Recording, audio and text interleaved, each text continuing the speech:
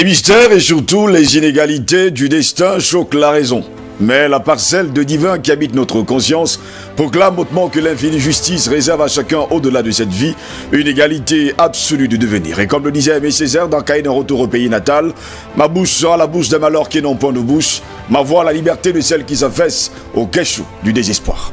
Madame, messieurs, bonjour, très heureux de vous retrouver ce vendredi 17 juillet de l'an de grâce 2020 pour une nouvelle édition de DBS Matin. Ensemble, nous serons bien sûr pour 2 heures de temps pour décrypter justement les formations. Et on espère que vous êtes très nombreux encore ce matin devant vos petits écrans pour ce nouveau week-end qui démarre. N'oubliez surtout pas, on sait que la semaine n'a pas été du tout facile parce que la vie n'est pas un long fleuve tranquille. On vous souhaite quand même tout le meilleur du monde et surtout un très bon début de semaine, un très bon début de week-end autant pour moi, en espérant que les choses vont mieux se passer au cours de ce week-end et que vous allez justement sourire, vous amuser, parce qu'il faut rire sans être content de rire, de peur de mourir sans avoir ri. N'est-ce pas, Mangue Vernachus? Good morning. Good morning, Steve, and good morning to our viewers. Actually, when there is life, you need to dream, to think of the future. If not, then we have no essence to live, Steve. Mais il ne faut pas être très gourmand dans le rêve. No, Steve, an English adage says it's always good to aim high before shooting low. Because if you intend to shoot and if you aim low and it happens to be higher, you may not shoot. So it's good to aim, when you say dream much, and when it comes lower, you can. Quand si un temps vous devez tomber, vous devez quand même tomber à un certain niveau. Mais il faut rêver grand, très très grand même d'ailleurs. Have a good ambition, a bigger, large ambition, and then when things comme les come, 2 tours du World Trade Center. Mais vous n'avez pas oublié qu'ils sont tombés comme un château de cartes. No, but then it has when you look at the purpose, it has served for long. You see that it would have been preferable if they constructed something small, thinking that in case of such an accident, the impact would not be much. It would not have saved the purpose. Look at what the services the center rendered for all this wild state. Ben, vous savez également que pour la tour de Babel, ils ont voulu arriver jusqu'aux cieux. Hein. Malheureusement, vous savez ce qui s'est passé. These are biblical tales which we don't know how real they are. Mangue Vernachus, bonjour et bienvenue à vous également. Bonjour Steve, je m'appelle Jackson Jock. Vous vous appelez Jackson Jock, ouais, c'est ce qu'on dit en tout cas. Oui, absolument. Je salue également tous les téléregardeurs qui nous suivent de toutes les villes, dans toutes les villes du Cameroun. Je salue particulièrement ceux qui nous suivent du côté de Yaoundé. Ouais. Bon, si vous allez me dire que c'est bien de rêver. Hein. Absolument, c'est bien de rêver. Le rêve est permis. Vous savez que si vous ne rêvez pas, c'est la mort. Il faut toujours rêver parce que c'est le rêve qui nous met en projection. C'est le rêve qui nous permet de voir en quelque sorte halluciner pour l'avenir. Donc si vous ne rêvez pas, vous ne vivez pas. Il faut toujours rêver. Il faut toujours rêver. Mais comme disait quelqu'un, si on considérait que le soleil était le symbole de la vérité, alors Icare se brûlera les ailes au fur et à mesure qu'il s'approchera de la vérité. J'espère seulement que vous avez vu Icare, l'homme qui voulait en tout cas voler près du soleil, malheureusement, il faut le dire, et bien ses ailes ont brûlé. 2 mousquetaires sont là ce matin justement pour la revue de presse. Mesdames et messieurs, voici justement la première partie en langue anglaise avec Mangue Vernachus.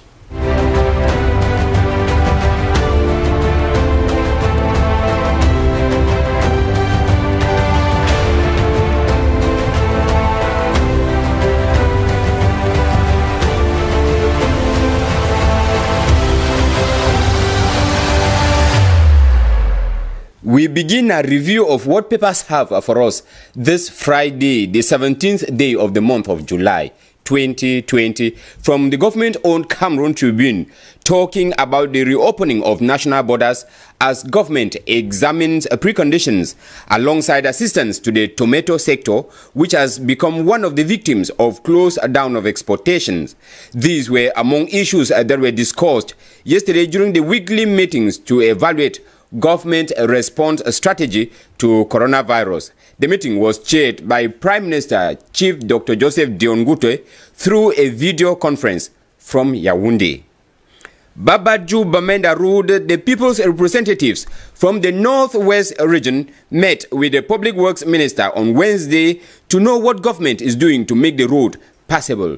It emerged from their discussions with Minister Emmanuel Nganu Njumesi that the project has been subcontracted to 4 contractors so as to accelerate rehabilitations, as we read on page 9 of Cameroon Tribune. Then Cameroon Tribune comes back on pages 16 to 17 to at Ngwashi in the West region, saying, after multiple sensitization and incessant calls for families to leave the area already declared unfit for human habitation following last year's deadly landslide, the governor of the West region last Tuesday launched the destruction of several houses belonging to the recalcitrant occupant of that area. The Guardian Post newspaper begins today's edition in education with a large fraud in recruitment, with hundreds of primary school teachers who march on Yaoundé as they protest in front of the Prime Minister's office. Then, talking about another protest, the paper on page 3 tells us that Cameroonian students on scholarship in Morocco are accusing government of neglect for several years as they protest in front of Cameroon's embassy in Rabat in Morocco. And still in education, the first ever ICT research center in the Semak zone goes operational in Yaoundé, Cameroon. We take L'Economie newspaper that looks at the importation of rice in 2019. Following an address of the Minister of Trade to government on the importation of rice, the country imported a huge quantity last year, more than any other year. On page 2, the paper says, with such huge importation, it is urgent that something be done to reinforce local production, which before now had remained very low. A Sengang newspaper on education also tells us today that a Tundingwa pushes disgruntled teachers to the streets in the course of recruitment in the basic education sector. Mutation newspaper looks at the challenges of the social outreach program of the Rapid Intervention Battalion in the Northwest and Southwest regions with the civilian population, especially during this crisis moment. Le Messager newspaper on their part tells us that the Cameroon Renaissance Movement Party of Maurice Kamto is falling apart in the West region. Thus follows disagreement on the strategy to adopt following a heightened level of frustration within the party, as we read on page 3. Emergence newspaper on pages 5 to 10 dwells with experts who examine the secret of the excellent physical form and physical appearance of President Paul Biya given his age. We take L'Oeil du Sahel that has kept an eye on the rehabilitation works of the Lac d'Eau Dam, telling us that the works have been blocked from taking off. Le Jour newspaper today tells us of the tomato sector, telling us that this fruit that is in abundance in the market for the good of household, but behind this abundance lies much pains as tomato farmers are dying of hunger. Read their investigative write-up on the misfortune of these farmers on page 5. We begin papers out of Cameroon from South Africa with the Sowetan Live newspaper telling us that South African President Cyril Ramaphosa has lauded the Mandela family for publicly disclosing that Zinzi Mandela, the country's ambassador to Denmark, died of complications related to COVID-19. This was during a virtual memorial service hosted by the ANC Women's League in South Africa. We take in Nigeria, the Vanguard newspaper tells us that the Edo State Police Command has arrested 28 suspected victims for various crimes within the last few weeks. The Edo Police Commissioner disclosed this on Thursday in Benin while briefing the media. East of Africa, the Herald newspaper in Zimbabwe informs us that the Harare City Council has announced a 14-fold increase in clinic and maternity fees, a move that is raising opposition as the charges will now vary directly with weekly changes in the exchange rate, with adults this week being charged $344 for a consultation and children $206.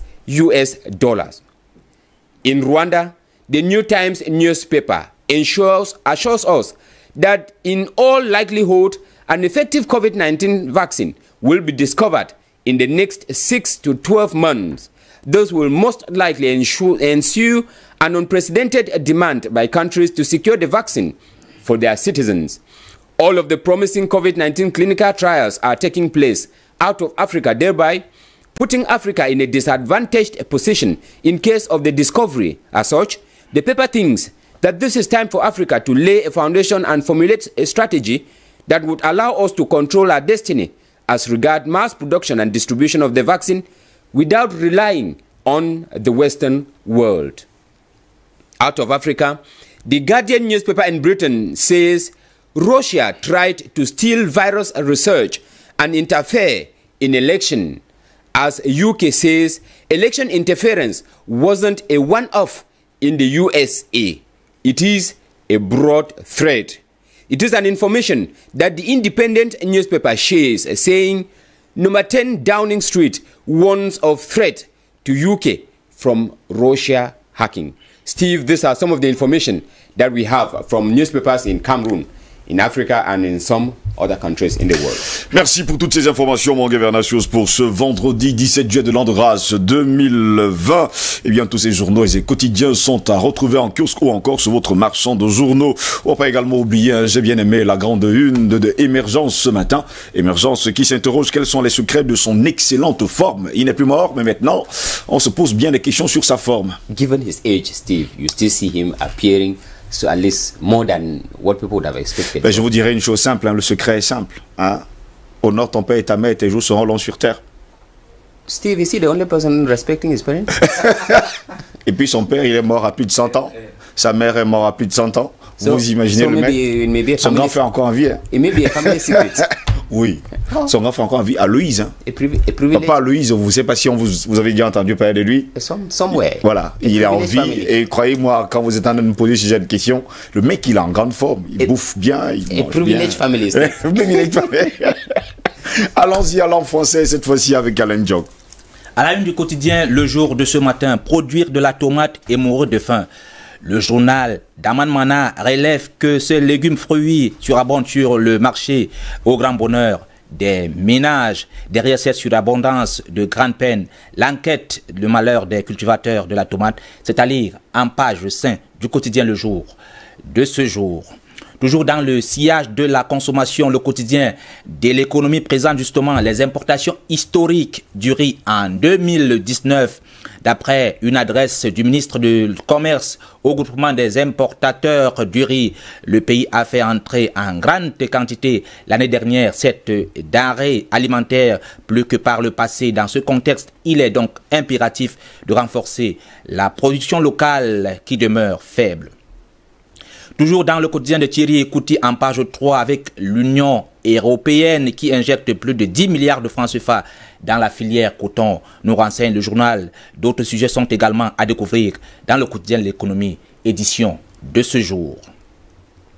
Le hebdomadaire Le Soir sonne l'alerte sur la braderie des sociétés d'État. Le journal renseigne à sa grande une qu'un Libanais chassé du Sénégal vient racheter la Sodé Coton. Eh bien, vendredi dernier, le journal fait savoir que le ministre d'État, secrétaire général, la présidente de la République, Ferdinand Ngongo, s'est entretenu au nom du président de la République avec M. Abbas Jaber, président directeur général du Advance Géocoton. À la une du quotidien Cameroun Tribune, réouverture des frontières nationales, le gouvernement examine les préalables. Selon le journal La Capitale Publique, le sujet ainsi que le soutien apporté à la filière tomate victime de l'arrêt des exportations était donc au cœur de la réunion hebdomadaire d'évaluation de la stratégie gouvernementale de lutte contre le coronavirus présidée hier par visioconférence par le Premier ministre chef du gouvernement Joseph Dion-Ngouté. En page 15, le journal de Marie-Claire Nana évoque justement la dernière ligne droite des examens officiels avec les épreuves du baccalauréat général qui s'ouvrent mardi prochain. Et puis, de la nécrologie dans le quotidien gouvernemental, Delphine Tchanga est décédée. La première femme ministre au Cameroun, membre du Conseil électoral d'Elections Cameroun. Cette figure de la scène politique nationale est morte hier à 85 ans des suites de maladies, nous informe le journal. Le quotidien Le Messager indique dans son édition de ce jour que du côté de l'Ouest, le mouvement pour la Renaissance se déchire. Selon le journal de Jean-François Chanon, accusé par certains militants, le directoire du MRC est divisé sur la posture à adopter face à la grogne montante au sein du parti. Tout cela est à lire dans le quotidien Le Messager, édition de ce jour. Le quotidien Mutation évoque le nord-ouest et le sud-ouest et le pari social du BIR. Le journal en page 5 est au cœur des actions civilo-militaires du bataillon d'intervention rapide dans ces régions en crise. Lire le contenu du journal Mutation de ce matin. Le hebdomadaire régional d'information de Nord-Cameroun, l'Œil du Sahel, indique à sa grande une que les travaux de réhabilitation du barrage de Lagdo sont bloqués. Dans le journal également de Guibaï Gatama, lire en page 5 l'interview du ministre Alamine Ousmane May qui renseigne que la filière coton génère un chiffre d'affaires de 151 milliards de francs CFA. Et puis du côté de Tchébé, 3 terroristes de Boko Haram ont été tués par l'armée camerounaise, nous renseigne le journal de Guibaï Gatama de ce matin.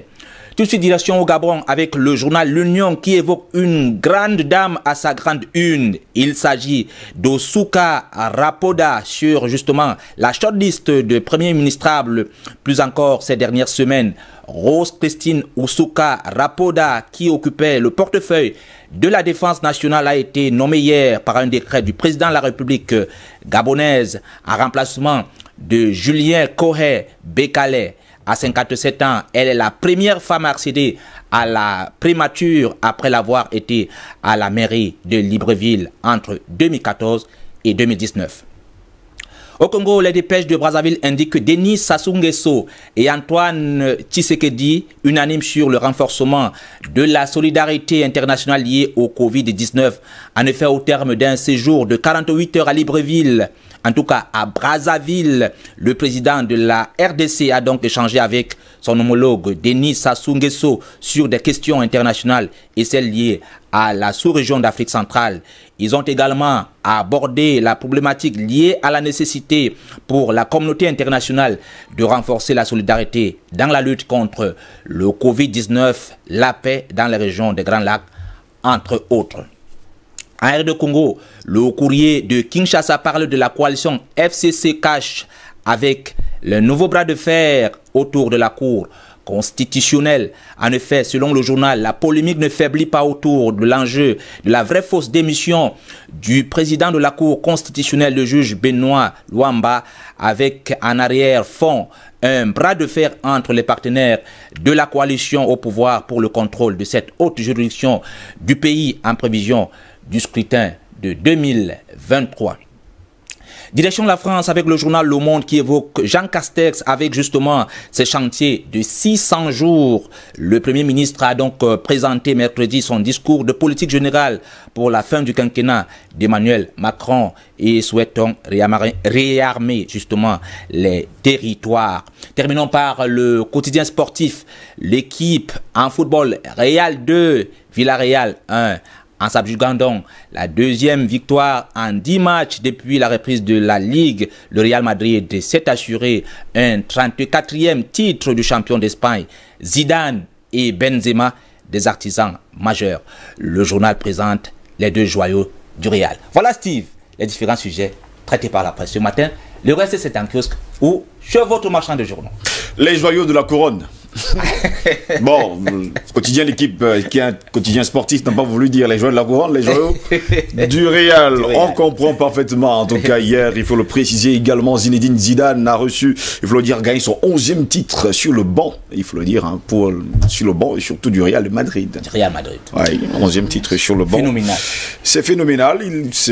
Voilà, il faut quand même dire qu'il s'inscrit parmi les grands entraîneurs de football dans le monde. Sinon, le numéro 1. Ouais, sinon le numéro 1. Parce que c'est le seul qui a d'ailleurs remporté 3 Champions League. Les autres sont encore à 2, comme son prédécesseur José Mourinho. Messieurs, on va également dire, faire nos hommages à Oussouka Rapoda, qui est devenue première ministre, une femme chère au cœur d'un de nos amis personnels. Il s'agit bien sûr de Bertrand Tatinda. Elle est devenue justement première ministre du côté du Gabon. Voilà, première femme, première ministre. En Afrique centrale, c'est bien. Absolument, c'est un message. C'est un message fort que le Gabon envoie aux autres pays de l'Afrique centrale. Dit que vous savez que, originairement, en tout cas, la femme, elle est la mère de l'humanité. Et je pense que les problèmes que nous avons aujourd'hui, si c'était des femmes qui géraient des pays, on n'en serait pas à ce que nous voyons aujourd'hui. Et donc c'est très important aujourd'hui de faire accéder des femmes à des postes de responsabilité, de décision. Et donc c'est très important. Et puis je pense que tous les pays de l'Afrique centrale doivent s'accommoder justement. Pendant qu'une femme est première ministre du côté du Gabon, nous perdons notre femme qui a été pour la première fois ministre au Cameroun. Il s'agit bien sûr de Delphine Changa qui est morte à l'âge de 85 ans. Actually, Steve, Cameroon Tribune tells us of the demise of Delphine Changa. When we were growing, that was the first name that we knew. Talk of ministers in Cameroon. She was the first minister in Cameroon, Delphine Changa, and the name, for those who are of a certain age, that was nobody doubts about her. She was known everywhere. And when I looked at it, I was looking at it in relation to what Emergence was telling us, that Paul Biya's, the secret of Paul Biya's physical appearance given his age. And I was asking myself, Delphine Changa at 85, she was still a member of the Elections Cameroon. Yeah, she was still working.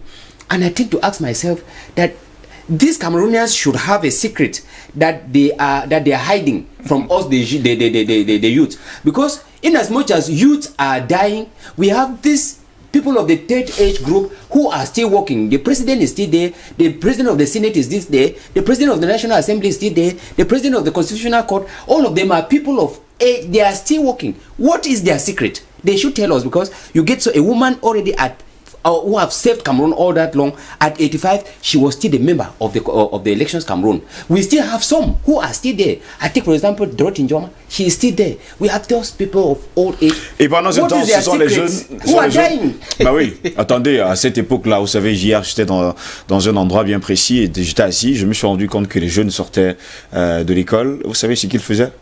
Les mecs, ils fumaient, ils buvaient, je dis bâton sur bâton. So Steve, they should now these old people should tell us the secret. What is the secret? Mais je vous ai donné déjà le secret. No, Steve, just smoking. Ta mère. Still smoking, just smoking. I don't think that. Non, je vous dis la vérité. Vous savez, à une époque, moi j'ai grandi avec des grands frères. Il était inadmissible, voire inconcevable. Je dis bien, il y avait des endroits où vous ne pouviez pas vous asseoir. Ouais. C'était même inadmissible. Aujourd'hui, vous avez des endroits où vous allez voir vos grands-pères, vos grands-parents et tout ça, vos pères. Vous êtes assis, vous regardez, vous êtes avec eux. So Steve, we need to associate if they have to transmit what they know to us. Else, on ne va pas dire que c'est parce qu'ils mangent bien. Non, ça n'a rien à voir. It's nothing with eating. This adage of saying that the youth are the future leaders of tomorrow. If we keep that distance between the old... C'est les jeunes qui meurent aujourd'hui. Ça aussi, il faut que vous le sachiez. Sachez, hein, c'est les jeunes qui meurent aujourd'hui. La question qu'on soulève ce matin est très, très, très indispensable, je dirais. Parce que, vous savez, les jeunes meurent aujourd'hui pour peut-être une raison. Avant, moi j'ai vécu avec peut-être ma grand-mère maternelle à un moment donné. Je pense qu'elle est morte à plus de 100 ans. Pourquoi? Parce qu'à l'époque, elle ne buvait pas, elle ne fumait pas. On ne fumait pas, on ne buvait pas. Et donc aujourd'hui, on est face justement à je vous ai dit hier, j'ai fait une remarque. Les mecs, ils ont acheté un paquet. Students. Le peu de temps que j'étais là, je dis bien, ils avaient un paquet. Je ne suis même pas sûr qu'ils sont des étudiants, je pense qu'ils sortent de éthique, sans publicité. Et je vous dis, ils avaient un paquet. Les mecs, ils ont bu, ils ont fumé tout le paquet, ils sont repartis, rechercher un autre paquet. Ils ont bu, ils ont fumé. Mais vous n'allez pas me dire que demain... Et moi, je me suis posé des questions. Steve. Ça qu'on va dire la jeunesse, là. Steve, il y a même des jeunes qui font la promotion de l'alcool. Regardez dans tous les groupes WhatsApp. C'est-à-dire que c'est quand les jeunes se retrouvent en train de boire qu'on filme et puis on envoie pour montrer aux autres. Mais écoutez, nous sommes en train de manger la vie, comme on dit. Donc, voyez, les gens qui font la promotion, ils ne savent pas que, en réalité, c'est un frein même pour leur évolution. Ça freine même, en fait, ça anticipe même leur vie sur Terre. Puisque quand vous buvez tellement, vous êtes exposé à des maladies. Et je vous ai dit une chose simple, il y a également ce manque de respect envers les aînés. Quand vous manquez du respect aux aînés, mettez-vous dans la tête, vous n'allez pas durer longtemps. Ça, il faut que vous le sachiez. Mon grand-père disait toujours, si vous manquez de respect à une personne qui est votre aîné, parce qu'elle a vécu, je vous dis une chose, vous n'arriverez pas à avoir son âge. C'est aussi simple que ça. Aujourd'hui, les personnes qui manquent le plus de respect aux aînés, c'est qui? Ils sont des jeunes. They youth. So Steve, we have the duty to educate our young people to understand that if that could be a secret that we should steal from from our parents who are still living, like the cases we have been citing, then I think that we should go into this school of respecting our elders. Into this school of respecting our elders. If we have an idea, we have... Et le problème aujourd'hui, c'est que les jeunes ne veulent même pas les conseils. Hein. Well, that's another point. Ça, c'est un autre point que vous devez comprendre. Yes. Il y a les jeunes qui ne veulent pas de conseils. Oui, mais vous regardez même comment est-ce qu'on vit socialement. C'est-à-dire, sur le plan sociologique, vous allez voir que vous ne pouvez pas, même les relations amoureuses, vous ne pouvez pas avoir un gars qui a une fille qui se comporte d'une autre façon. C'est-à-dire, même entre eux, les copines, vous allez voir une fille qui est un peu un comportement responsabilisant, qui est... Non. On l'aime pas. On l'aime pas. Ça ne peut pas marcher. C'est-à-dire, elle veut réfléchir comme ce qu'elle voit à la télé. Okay. Vous voyez, c'est-à-dire, on voit... L'aliénation de la télé fait en sorte que aujourd'hui, les gens veulent se comporter... Je vais vous raconter une histoire. Hein. Mon père m'a raconté une histoire qu'une fois, il voulait sortir avec une femme. Il était encore jeune. Et il devait parcourir 9 km pour aller la voir dans un endroit où personne ne pouvait les voir. 9 km? Oui, à pied. Et elle aussi, elle devait quitter son village pour arriver à ce lieu, pour que personne ne les voie. But this, now we have it done openly, nobody bon, aujourd'hui, vous allez vous retrouver, on le fait au su et au vu de tout le monde. Oui, absolument, c'est la liberté qu'on a demandé. Et maintenant, c'est ça la liberté qu'on a demandé. Le libertinage, c'est bien la liberté. La liberté, mais maintenant, il faut bien s'en servir. Ne pas confondre la liberté et le libertinage. Donc c'est ça la grande question aujourd'hui. Et je pense que les jeunes comprennent de plus en plus, parce que dans les quartiers quand même, maintenant, ils comprennent que vraiment... Il y a pas mal de choses à faire. Steve, I was equally thinking il faut revenir vraiment aux fondamentaux, les valeurs qui fondent justement une société. On this issue, like Jackson is saying, when I was looking at these old people, I was asking myself, at their age, where we are, they were not exposed to this Western influence, what we have today. Today you hear they are talking about homosexuality, they are talking about lesbian, all these type of things. They do Justement not parce qu'on leur a pas inculqué ça dans leur éducation. Dans leur éducation, c'est autre chose qu'on leur a inculqué. Those are the issues that we need to highlight, that it may be one of the factors that is, you know, cutting our lifespan, especially of the youth.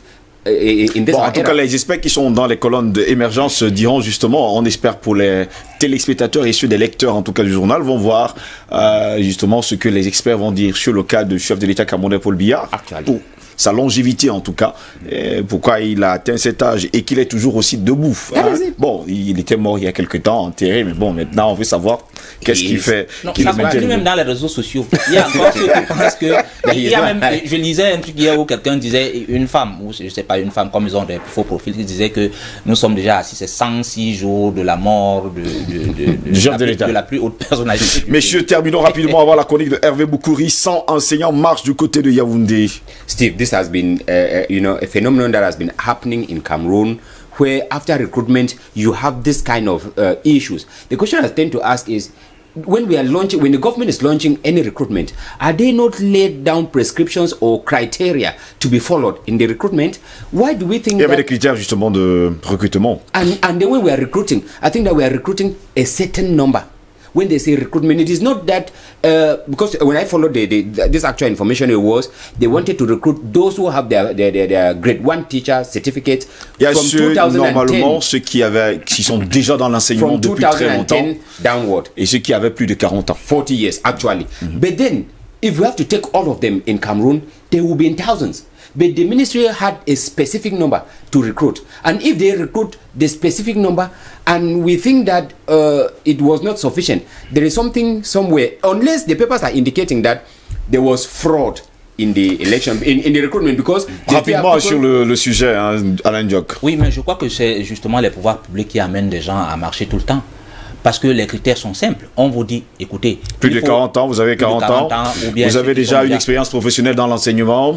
Absolument. Ça fait déjà 2. Ceux qui ont eu le CAPIEM en 2010. Oui. Mais écoutez, on voit les gens qui ont 21 ans qui sont dans la shortlist. Ça devient quand même compliqué. C'est ça, qui est bizarre. C'est justement l'administration qui... Et je crois que le Premier ministre a quand même pris les choses en main. Vous savez que il y a de cela 2 jours, les enseignants qui ont fait le sitting devant la primature, et donc il a donc envoyé 2 collaborateurs. Ils se sont entendus. Je pense que les choses sont en train d'aller... On espère en tout cas que ce sera le cas, messieurs. Je vais vous souhaiter bon week-end pour cette dernière édition de votre revue de presse et sur la dernière édition d'IBS Matin. Passez une agréable journée et surtout bon week-end à vous. J'espère que vous n'allez pas me dire lundi, le week-end était... Bon week-end. Merci beaucoup, messieurs. Tout de suite et maintenant, la chronique de Hervé Moukouri.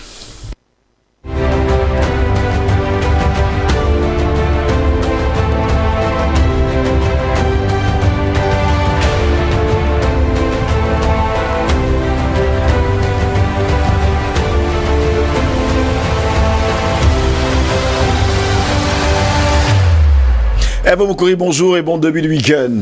Bonjour Steve. Comment allez-vous? Ça va bien, merci. C'est la forme? C'est la forme. J'espère que vous entrez dans le week-end grandement en forme. Oui, tout à fait. C'est une chance. C'est une chance, ouais. Mais une grâce également d'être en forme. Voilà, vous parlez tout à l'heure de ces jeunes qui abusent.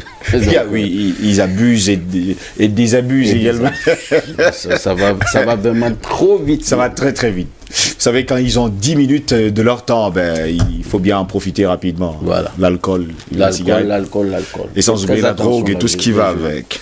Eh bien, dans votre chronique de ce vendredi, vous revenez sur la surproduction de la tomate qui pourrait avoir des conséquences sur la filière tomate si le gouvernement continue à regarder sans réagir. Et partons d'une histoire authentique. Dans la nuit de mercredi à jeudi, un jeune producteur de tomates dans la région de l'Ouest Cameroun a succombé à un AVC. L'attaque a été foudroyante et mortelle. Le défunt n'a pas pu tenir le coup. Il avait effectué un emprunt en EMF, c'est-à-dire une entendue entreprise de microfinance, pour lancer 2 hectares de concombres et 6 hectares de tomates. S'estimant dans l'impossibilité de rembourser, le cafard l'a donc contraint à mettre ses nerfs à rude épreuve. Ils n'ont pas résisté ses nerfs, le cœur a lâché. C'est pathétique. Combien de producteurs de tomates ou globalement d'acteurs de cette filière sont à la lisière d'une crise cardiaque? Sans doute des milliers. Depuis plusieurs semaines, je ne vous l'apprends pas, la filière tomates rencontre une situation critique. Le cajot de tomates connaît une chute drastique, habituellement vendu entre 12 000 et 8 000 francs CFA en cette période de l'année. Aujourd'hui, le cajot revient à la ménagère à 1500 francs CFA. Et même à ce prix, les commerçants ont du mal à écouler ce produit. Qu'est-ce qui explique cette situation? Les commerçants parlent de l'abondance de la production due à la professionnalisation des maraîchers, mais surtout à cause du tarissement des marchés d'écoulement, particulièrement hors du triangle national. Nous ne vous l'apprenons pas également, la conséquence de la crise du coronavirus qui a entraîné la fermeture et les restrictions frontières.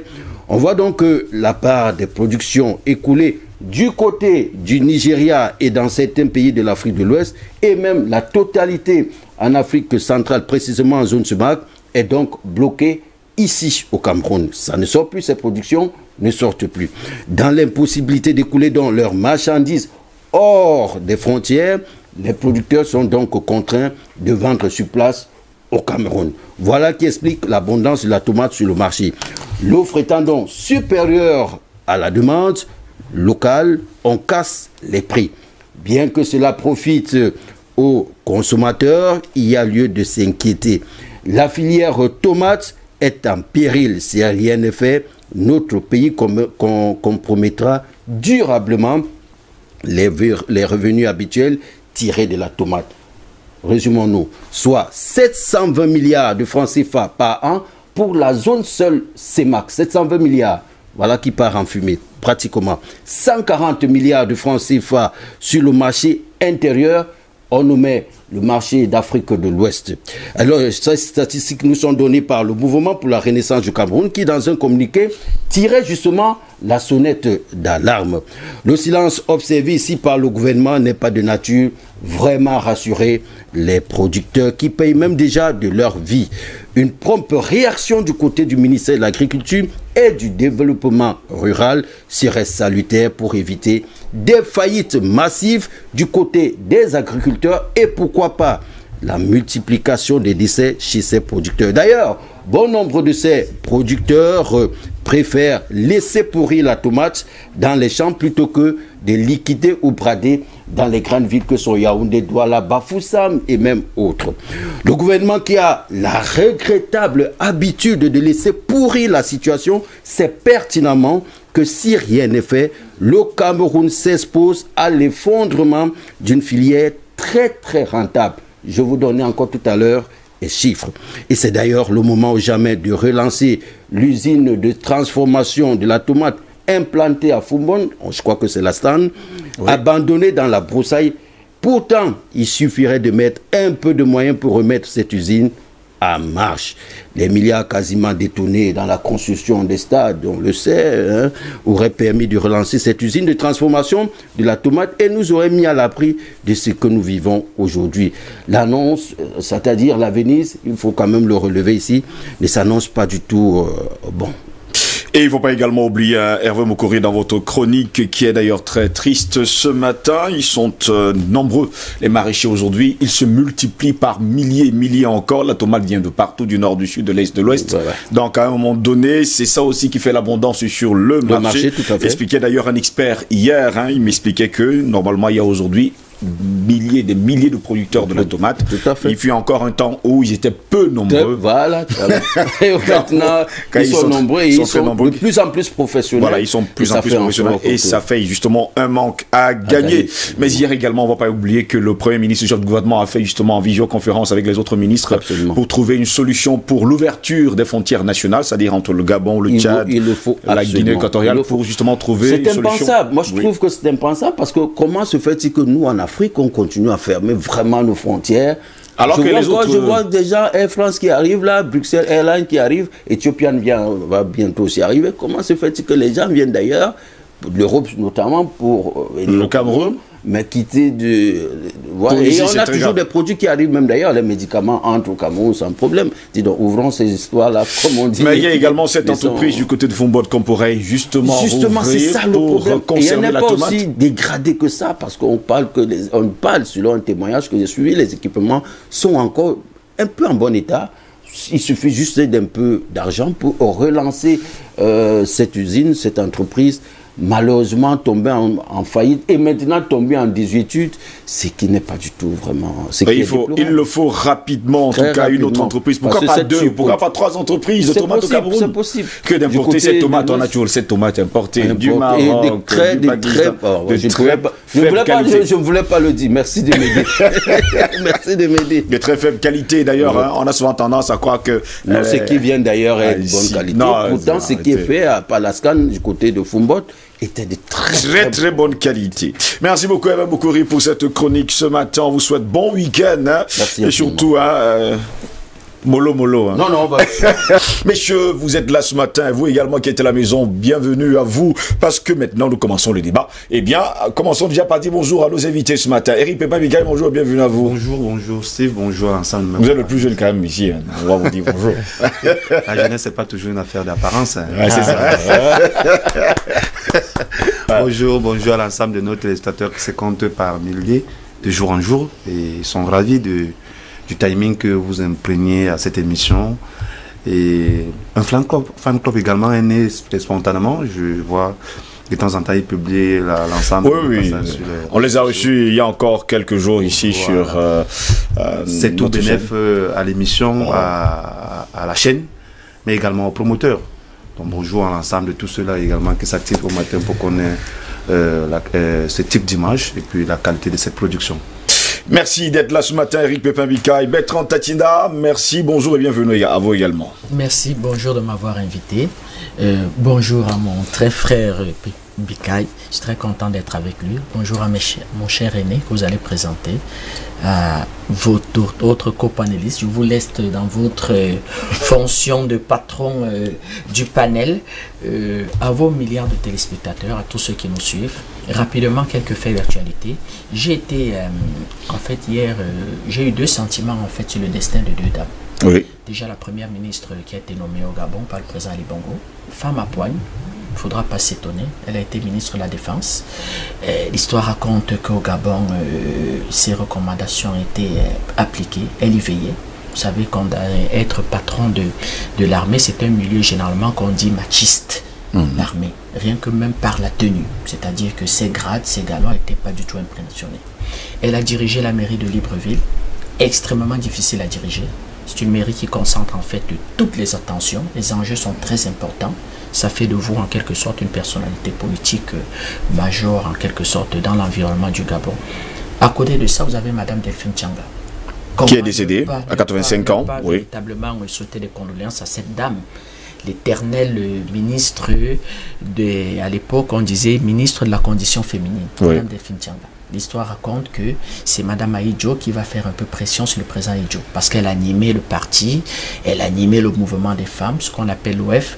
Madame Aïdjo va dire mais cette dame peut bien aussi entrer dans le gouvernement et le président Aïdjo effectivement va l'écouter, elle va entrer dans le gouvernement. Une grande dame effectivement qui décède. Il décède, donc paix à son âme. Que de ça la jeunesse. Et oui, la jeunesse. Vous savez, la jeunesse, notre jeunesse, elle a beaucoup de qualités, elle est très dynamique. Rappelez-vous que nous sommes quand même l'un des pays les plus titrés, sinon le pays le plus titré de l'histoire en football. C'est à cause de notre jeunesse. Mais à côté de ça, il y a aussi une jeunesse, franchement, qui laisse à désirer. Ils veulent dormir le dimanche pauvre et se réveiller le lundi très jeune, riche. Et donc, c'est relativement assez embêtant cette jeunesse. On a vu comment, quand des aînés vont se lancer dans cette filière que nous allons appeler la fémanière. C'est-à-dire qu'en langage facile, c'est-à-dire de l'escroquerie internationale, avec toute la crapulerie qui va dedans. Et nos jeunes se sont lancés là-dedans. Ils revenaient de ce qu'ils appelaient le front. En quelque chose, en langage facile, ça veut dire l'extérieur du Cameroun. Avec voiture, avec, ils vont y laisser leur vie. Beaucoup. 99,99% de ces jeunes qui se sont lancés dans ce métier ne vivent plus. Donc vraiment, des conseils à donner à cette jeunesse que c'est une notoriété, une richesse, comment je veux dire que certains acquis, certains actifs s'acquièrent avec le temps. Oui. Et enfin, je termine avec la filière tomate. Un conseil à l'État du Cameroun, racheter une partie de la production. Monsieur Trump va sortir aux États-Unis 4 milliards de dollars. Il dit, je rachète les céréales. Quitte à verser, quitte à jeter, il va mettre dans des entrepôts. Il dit, ça ne me concerne pas. Il faut véritablement intervenir dans la filière. Donc, les gens qui nous expliquent souvent et qui nous expliquaient que l'État n'a rien à voir, il faut partir en quelque sorte de l'économie réelle et tout, c'est très embêtant. Donc, merci de m'avoir invité, je suis content d'être là. C'est nous qui sommes très heureux de vous avoir sur notre plateau ce matin. Albert Anatola ici, bonjour et bienvenue à vous. Bonjour aussi, je salue mes co-panélistes, je salue les nombreux téléspectateurs de la télévision DBS, particulièrement tous les fan clubs de DBS ce matin. Je voudrais rebondir dans le même sens que mon aîné Tachinda, Bertrand, parlant de la jeunesse. Mais il y a une autre jeunesse qui s'illustre très mal. C'est sur cette jeunesse que je vais tirer ce matin. Très souvent, cette jeunesse qui nous fait sursauter de par son comportement lorsqu'elle est en situation d'avoir de position de pouvoir ou de responsabilité. Je voudrais lui demander à cette jeunesse d'être un jeunesse de manager et non de chef. Parce que très souvent, lorsqu'ils ont quelques petites responsabilités, ils ne font pas preuve de management. Parce qu'ils veulent montrer qu'ils sont le chef. Et parce qu'ils sont le chef, ils doivent absolument asseoir leur autorité sur leurs collaborateurs. Et manager, c'est tout le contraire. Il écoute ses collaborateurs. Il crée l'émulation dans son groupe. Il se fixe les objectifs. Et surtout les objectifs de performance pour atteindre les objectifs seulement, n'est-ce pas, de rentabilité. Or, c'est tout le contraire de ce chef qui, lui, est responsable de rien, ce sont ses collaborateurs qui sont à la fois responsables de ses échecs et de ce que rien ne marche. Franchement, si vous avez ce genre de jeunes dans cette télévision, il faut s'en séparer parce qu'ils sont contre-productifs. Ils sont justement contre-productifs. Patient Parfendo, bonjour et bienvenue à vous également. Bonjour Steve, bonjour à Pépin. Frère comme ce matin, comme on dit. Ça c'est super bien. Bonjour à vraiment Bertrand. Merci pour les différents coups de gueule. Bon, pour le Gabon quand même, j'ai vu une image où c'est la première dame qui préside un conseil ministériel. Ça peut faire. Oui, ça fait jaser quand même. Ça fait jaser quand même. Oui. Ah oui. C'est un problème, c'est un gros problème. Elle n'a pas été élue, elle n'a pas un mandat de peuple pour présider un conseil ministériel. Bon, bonjour à Anatole qui nous revient très frais de Yaoundé lui aussi, parce qu'il n'était pas là pendant pratiquement mardi. Merci. Très bon retour. J'espère qu'il est rentré avec... non, Yaoundé, c'est Yaoundé. Quand Yaoundé respire... Il doit la Je suis rentré, Yaoundé avait les tomates. Ah bon. Et puis un bonjour particulier à tous ceux qui vont prendre la route de l'Ouest, parce que ce week-end à l'Ouest, dans la ville, je crois Bangou, le chef Sokoudjou, c'est quel village, excuse-moi? Non? Bamedjou, merci. Merci. Il y aura une grande réunion de concertation par une France de l'opposition qui commence à s'organiser autour du président Djeukam Tchamene. La première réunion a eu de cela, je crois, 2 ou 3 semaines, dont j'ai été parmi ceux qui ont poussé. Bon, cette fois-ci, ils vont se retrouver du côté de Bamedjou, le doyen des chefs Sokoudjou, Jean Ramon. Je souhaite à tous ceux qui vont faire le voyage vraiment beaucoup de courage et que Dieu les protège, qu'ils arrivent à bon port, qu'ils fassent cette réunion, qu'ils essayent de prendre de bonnes décisions pour qu'au moins les Camerounais recommencent à se parler. Depuis la crise post-électorale, il y a trop de tensions au Cameroun, trop de tensions. Ça se voit dans les réseaux sociaux, ça se voit dans les invectives au quotidien. Le PCRM, par exemple, tenu un dîner parlementaire, je crois hier, mais il fallait voir les gens. Oh, pourquoi les gens ne vont pas faire des comptes rendus parlementaires dans leur village, puisqu'ils ont choisi d'aller dans le village. Oh, alors que le communiqué est clair, on parle d'un déjeuner parlementaire. Donc, par moment, j'ai l'impression qu'on est plus lucide, on n'est plus vraiment dans le... donc, vraiment, qu'on essaie de décompresser et que ceux qui veulent, en réalité, essayer de créer de nouveaux fronts, un nouveau paradigme pour que le pays change, qui se parlent, qui se concèdent, d'où chapeau à l'initiative du président Djeukam Tchamene et tous ceux qui vont y être. Je les souhaite beaucoup de bon travail. Je le dis être moi-même, mais je ne me sens pas bien. D'accord. Dans l'actualité gabonaise, il ne faut pas oublier de signifier que le fils Bongo a été nommé hier au ministère de la Défense. Ah, il semble que ça a été... démenti. Démenti, c'est un fake news pour l'instant, c'est un fake news. Ça nous rassure. Mesdames, messieurs, vous l'avez très bien compris tout de suite. Et maintenant, voici le débat.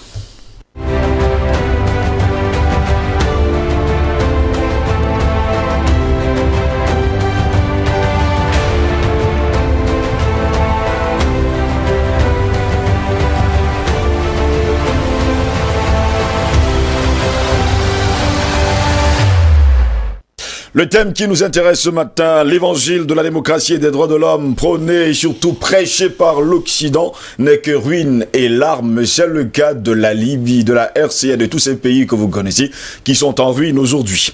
L'association Survie lutte depuis plus de 25 ans contre le système France-africain, dont le financement occulte des partis politiques français n'est qu'une facette. Il s'accompagne du pillage des matières premières des pays africains, d'une position quasi monopolitique des entreprises hexagonales sur bien des marchés des anciennes colonies françaises et surtout du soutien à des régimes autoritaires par la diplomatie et les forces armées. La conséquence directe de cette politique est la paupérisation de populations entières qui ne bénéficient pas de l'exploitation des ressources naturelles de leur pays et aujourd'hui subissent depuis les indépendances le zouk du régime soutenu à bout de bras par une diplomatie française complice des détournements de deniers publics et surtout des exactions. S'il restait naïf pour y croire, eh bien l'image d'Épinal de la France, amie entre guillemets de l'Afrique qui distille de l'aide entre guillemets au développement, prend une nouvelle fois sérieusement pour son grade. L'arrivée au pouvoir de Nicolas Sarkozy en 2008, au-delà d'un discours de façade sur une prétendue rupture de la France-Afrique, eh bien le soutien aux putschistes mauritaniens, les félicitations à l'élection frauduleuse, pour ne pas dire à l'élection d'Ali Bongo Ndimba, la complaisance passée envers le régime de Ben Ali, mais toujours d'actualité envers ceux de Blaise Compaoré au Burkina Faso, d'Idriss Déby au Tchad ou encore de Denis Sassou Nguesso au Congo-Brazzaville, sans oublier bien sûr le Cameroun de Paul Biya, sont autant de signes que si la forme a peut-être changé, l'essence demeure. Et comme on le dit souvent en marketing, eh bien la bouteille change, mais le produit, il reste le même. Sous Sarkozy, il faut préciser par ailleurs que les interventions françaises au Tchad en 2008, dans le Sahel et cette année, la même année en tout cas de son élection en 2007, en Libye marque même un regain dans le volet militaire de la France-Afrique. Au regard de cette continuité, difficile de croire au désintéressement de l'actuel président français Emmanuel Macron, quand tous ses prédécesseurs ont profité d'un système si lucratif. Celui-ci a bel et bien adoubé On parle bien sûr de Nicolas Sarkozy, Robert Bourgui, en toute connaissance de cause, concernant les agissements occultes de ce fils spirituel de Jacques Foccart, et a fait de lui une pièce importante de son réseau de contacts et surtout de prédation, sans oublier de négociations, parfois occultes avec les chefs d'État africains. À l'heure où certains commentateurs, ceux-là même qui parfois s'étonnaient que l'on parle encore de France-Afrique, s'amuseraient presque de cette course à la valise, presque aussi folklorique, entre guillemets, et croustillante que les diamants de Bokassa, il est utile de dépasser le cap de l'anecdote. Au-delà des mallettes et des millions d'euros évoqués dans cette affaire, il est utile de rappeler que l'Afrique est victime d'une prédation économique et surtout financière, particulièrement sophistiquée depuis l'affaire Elf. Il est ainsi de notoriété publique que les paradis fiscaux offrent une opacité parfaite pour les transactions occultes. Sur ce plan, aucun doute que l'Afrique est bien entrée dans l'histoire et dans la mondialisation pour ceux qui se sont permis d'en douter. Ceux qui voulaient donc enseigner et surtout prêcher la démocratie à la Libye sont venus avec des bombes, ils sont venus avec des chars, ils sont venus avec des mines, ils sont venus avec des fusils, ils sont venus avec des terroristes. Où sont donc passés ces Libyens qui voulaient tant le secours des États-Unis, de l'ONU, de l'OTAN, de la France et de ses alliés? Qu'ont-ils fait de beau de ce pays? Ça, il faut le dire. Pays dans lequel coulait le lait, le miel. Ce pays-là est méconnaissable. Il est dévisagé, il est détruit, il est anéanti. Aujourd'hui, il est carrément en ruine. Ceux qui voulaient déloger celui qu'ils qualifiaient de souffre-douleur, de dictateur, ont-ils eu finalement gain de cause quand le pays aujourd'hui est en ruine, mais surtout divisé, et deux frères ont le commandement, l'un au nord et l'autre au sud? On se pose bien la question de savoir qu'est-ce qui se passe de ce côté-là. Ces hommes, au cœur noirci par la cupidité et l'appât du gain, regrettent-ils leur sale besogne? Kadhafi est parti. Sa mort a laissé une malédiction comme les derniers mots de Shaka Zulu lorsqu'il avait été poignardé dans le dos avec une flèche. Il a déclaré haut et fort, voici les derniers mots de Shaka Zulu lorsqu'il mourait: Logum, vous me tuez pour prendre ma place, l'homme blanc est là, vous serez ses sujets. On sait ce qui s'est passé justement en Afrique du Sud. Messieurs, voilà la démocratie pressée par l'Occident et qui aujourd'hui veut nous donner des leçons. Messieurs, je commence par Bertrand Tatinda, votre réaction. Déjà, merci pour cette introduction. Elle est vraiment magnifique. Qu'est-ce qu'il faut même encore relativement dire par rapport à ça, monsieur Steve Goss? La première des choses, c'est que les Africains sont toujours la risée en quelque sorte du monde. C'est pas dire que les Africains ne sont pas intelligents. Oui. Mais on a comme l'impression véritablement que notre organisation panafricaine, nos dirigeants, l'élite africaine en quelque sorte, ne veut pas sortir de la situation dans laquelle elle est. C'est inacceptable et c'est incroyable la situation libyenne. Parce que vous avez à côté de la Libye, le Mali, la Côte d'Ivoire, le Niger, la RDC, la RCA, le Congo-Brazza, 1 degré moins le Cameroun, où des gens, véritablement, veulent absolument une reproduction de ce qui s'est passé en Libye. Bernard-Henri Lévy, voilà celui qui va vendre cette guerre. C'est-à-dire qu'il va jouer les agents de liaison entre le CNT, à l'époque qui expliquait qu'il veut la démocratie. Kadhafi, c'est un dictateur. Et c'est lui qui va prendre sur lui d'aller convaincre Nicolas Sarkozy et dit qu'il faut que la France entre en guerre. Et il est philosophe. Et ça m'a toujours gêné l'attitude qu'a eue la Russie à l'époque et la Chine. Ils se sont abstenus. Ils se sont contentés effectivement de ce que la France leur disait au Conseil de sécurité avec les États-Unis et la Grande-Bretagne.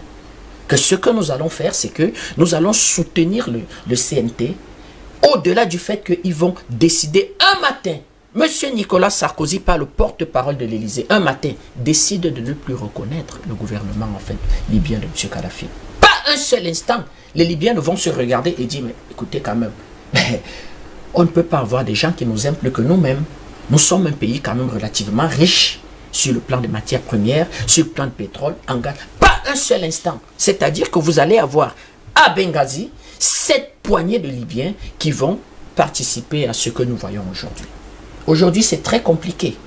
Quand vous parlez même de la RDC, la RCA, là-bas, j'ai envie de dire que ce sont de petites milices d'affamés, manipulées par ce que j'appelle l'industrie minière. Mais en Libye, vous avez les grandes puissances. La Turquie est rentrée en guerre sans demander la permission à personne. C'est une grosse armée, la Turquie.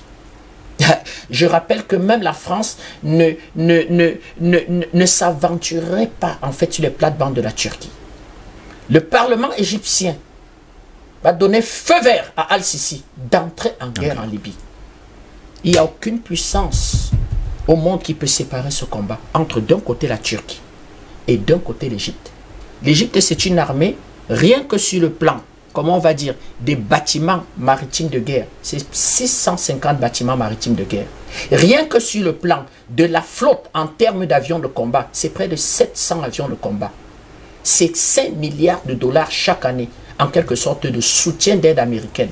On maquille aujourd'hui en disant soutien d'aide de l'OTAN pour préserver les frontières sud d'Israël, soutenu super allié des États-Unis.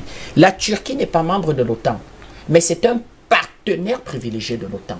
Vous voyez que dans cette histoire-là, Washington arbitre en termes de marché d'armement, ne serait-ce que pour la guerre qui a lieu en Libye. Washington en tire les marrons du feu. Et la France devient le dindon de l'affaire parce que c'est la France qui va en quelque sorte détruire la Libye pour des intérêts pétroliers de Total avec ses complices, les Émiratis et le Qatar.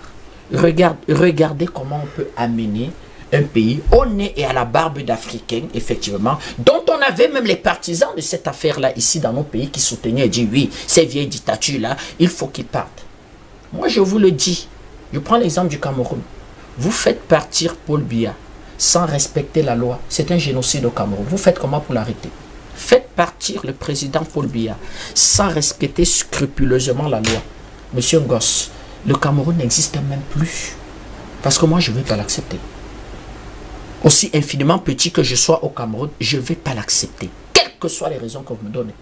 On le connaît, notre patriarche avec ses défauts. On le connaît.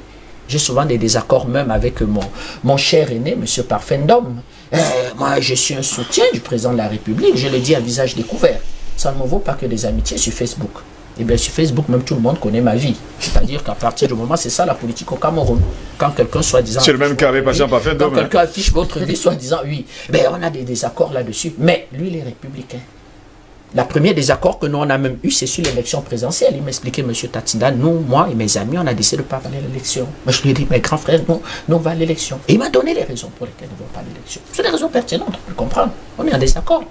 Mais regardez en quelque sorte la Libye.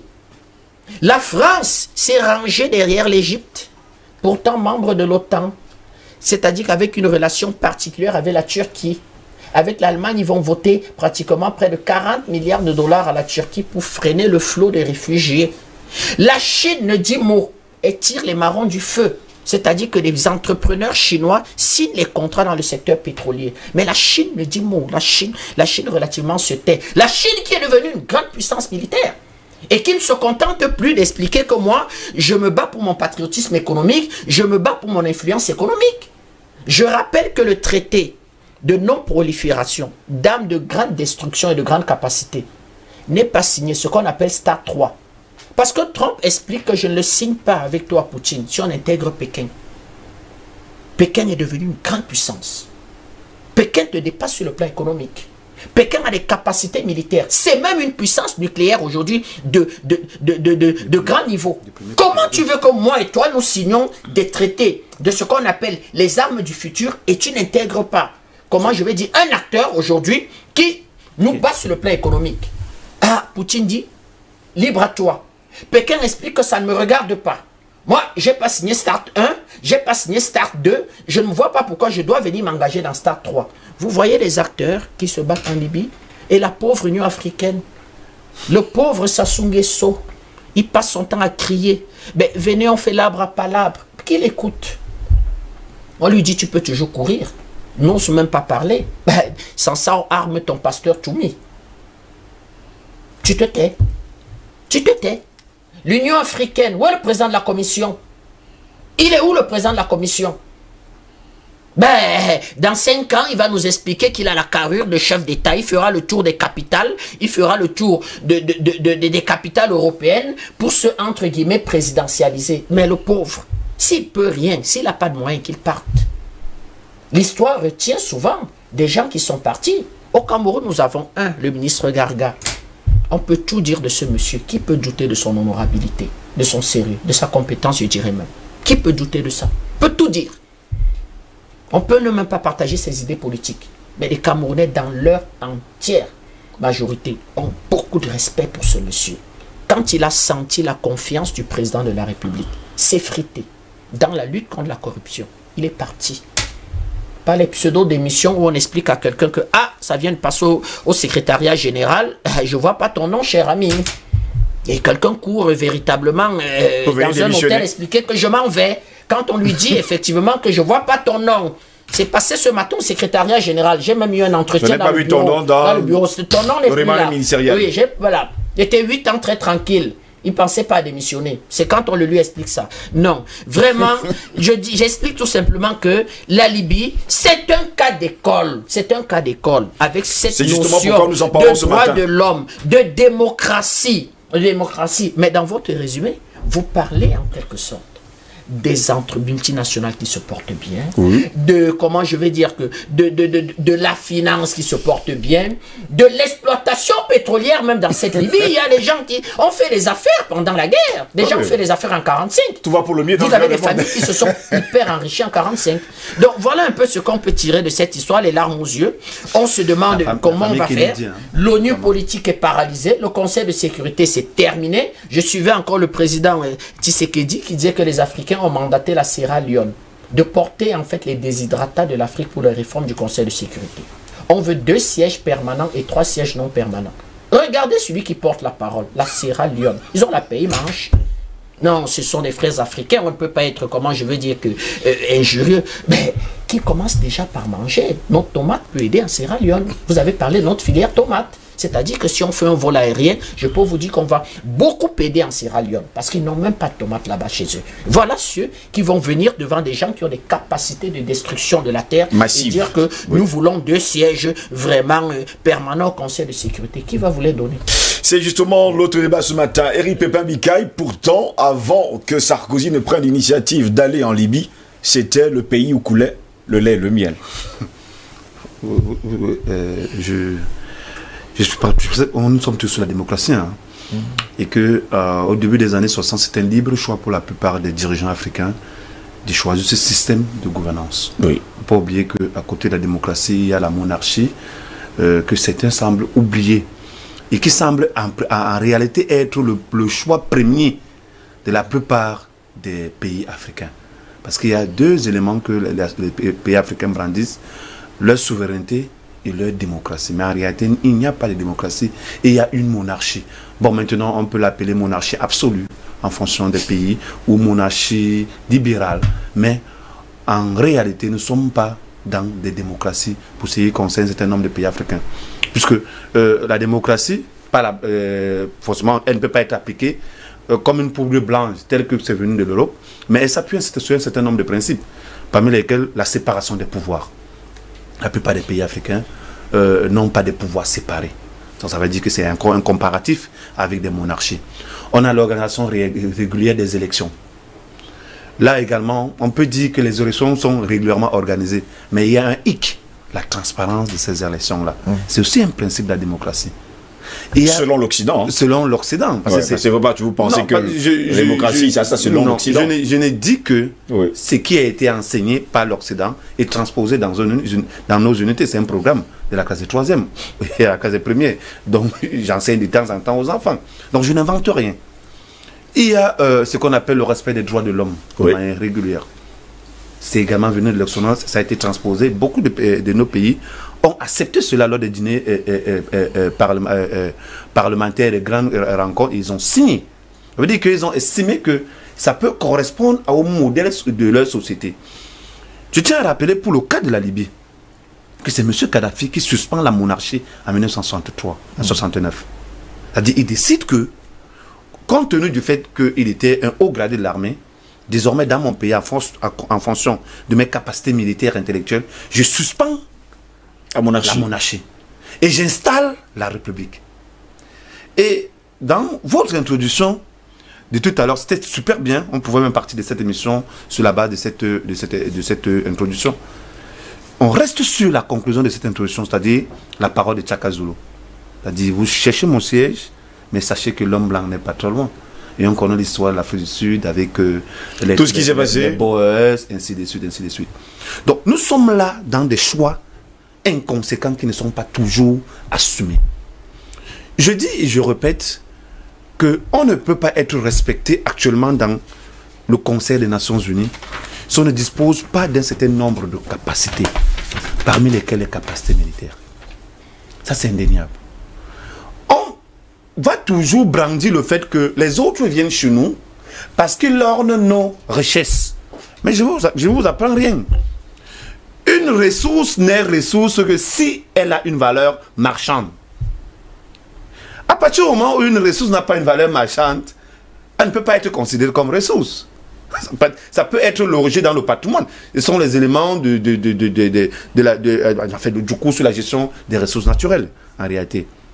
Mais c'est la capacité des peuples à transformer ces ressources en plus-value qui fait de ces peuples-là les peuples assez respectables.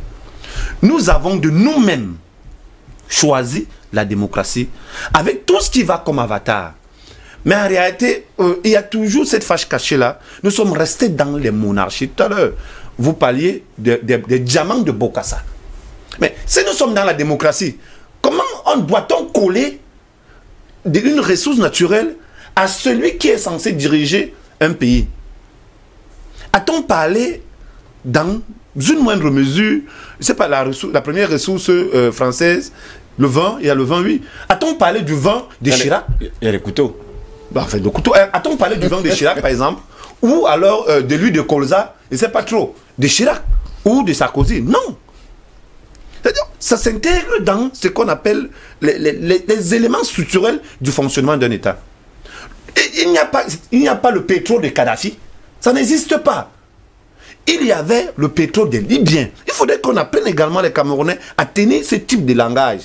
Qu'on sorte un peu de la patronymisation des ressources naturelles qui appartiennent à des individus, au lieu d'appartenir à la masse. Ce pétrole des Libyens appartient-il encore aux Libyens? Non, à l'époque, ça appartenait à Kadhafi, parce que vous semblez oublier ça. Et vous semblez oublier que ce Kadhafi qu'on célèbre en triomphe aujourd'hui a fait la guerre plusieurs fois avec le Tchad, qui est aussi un pays africain. Donc il a tué des Africains parce qu'il voulait augmenter ses frontières. Kadhafi, pour moi, ne peut pas être célébré. Il ne peut pas être célébré. Il a dissous la monarchie pour choisir la République. Avec le soutien de ses anciens amis d'hier, qui l'ont renversé aujourd'hui. Il faut qu'on soit très bien. Parfaitement. On ne l'encourage pas, mais ce sont des faits. Et lorsqu'on fait l'analyse, on ne peut pas occulter ce côté-là pour juste s'appesantir sur ce qui est mal. C'est nous qui invitons les Blancs dans nos palabres. C'est nous qui les demandons de venir nous donner davantage de cours de démocratie. Pourtant, nous pouvons être capables d'inventer les nôtres.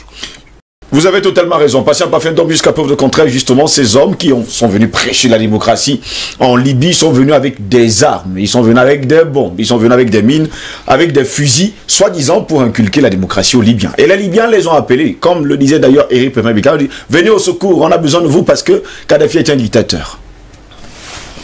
Je pense que l'Afrique, avec la crise libyenne, fait face de nouveau à ce jeu de mots. Ce qui arrive aujourd'hui en Libye et qui arrive aujourd'hui en Afrique, c'est l'incapacité des nouveaux intellectuels qui ont émergé après. C'est pas peut-être le drame, c'est que la plupart de ces intellectuels furent formés en Occident, oui, de comprendre le sens de l'histoire. Parce que ce que nous vivons, cette tragédie libyenne que nous vivons, n'est que la conséquence de l'incapacité de l'Afrique à fédérer, à être un. Or, les penseurs, les pères du panafricanisme avaient vu le danger. Depuis très longtemps d'ailleurs. Depuis très longtemps. Oui. Ils ont dit, si on continue avec cette balkanisation de nos États, de nos peuples, on va de la proie des autres. Pourquoi? Parce que nous partons avec, j'allais dire, des tares. Nous partons avec des difficultés. C'est 400 siècles ou bien 500 siècles d'esclavage, un siècle de colonisation. C'est lourd comme boulet que vous traînez. Donc, si vous voulez réellement exister, il faut vous mettre ensemble. Le fait que vous mettez ensemble ne signifie pas forcément que tout le monde sera dans un paradis. Mais au moins, en tant qu'entité, vous comptez. Tout à l'heure, quelqu'un parlait à Sierra Leone, ça fait rigoler. En tant qu'entité, vous comptez. Alors, les anciens ont réfléchi à cette question et se sont dit non, il faut qu'on ait l'unité politique de notre continent. C'est pour ça que je dis souvent, quand on fait ces débats, j'ai l'impression que les gens pensent avoir trouvé quelque chose de nouveau. Non! Les solutions sont déjà là. On n'invente pas le fait de couper le beurre.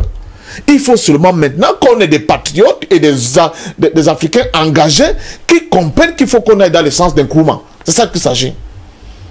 Quand Nkrumah réfléchit à cette question-là, avec les ouvrages qu'il a pondus sur l'unité du continent, il est combattu par qui? Par les gens qui ont été installés à la tête de nos États par ces Occidentaux. Je vous rappelle qu'il y avait deux camps. Le camp de Casablanca et le camp de Monrovia. Et on a vu qui a remporté. Je vous ai expliqué ici comment est né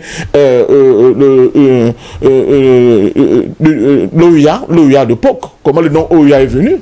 Parce qu'il n'y avait pas unité dedans. Il fallait régler un problème en Algérie parce que les Algériens en avaient marre de cette organisation qu'on appelle l'OAS qui commettait des gaffes pas possibles là-bas en Algérie et les patriotes algériens ne voulaient pas de cette OAS. C'est pour cela qu'on a, dans un jeu d'entourloupe, on a mis le U pour parler d'unité. Mais à la base, il n'y a même pas la question d'unité. Quand Nkrumah disait allons vers l'unité politique, tu vois les gens comme au fait qui disaient que vous voyez, Nkrumah va être le président du continent.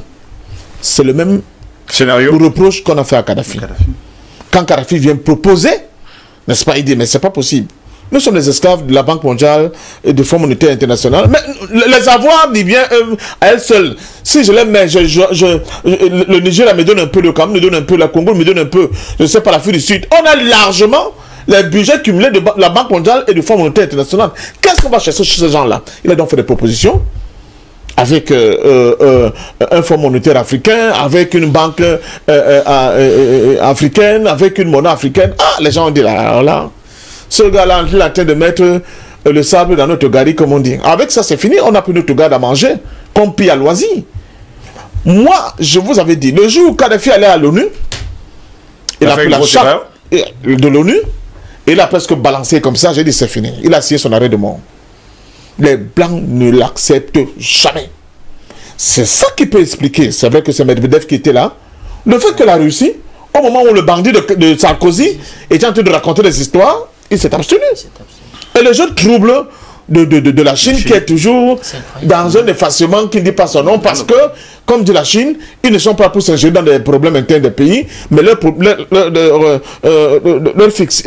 ils sont plutôt fixés sur le fait qu'ils signent des contrats.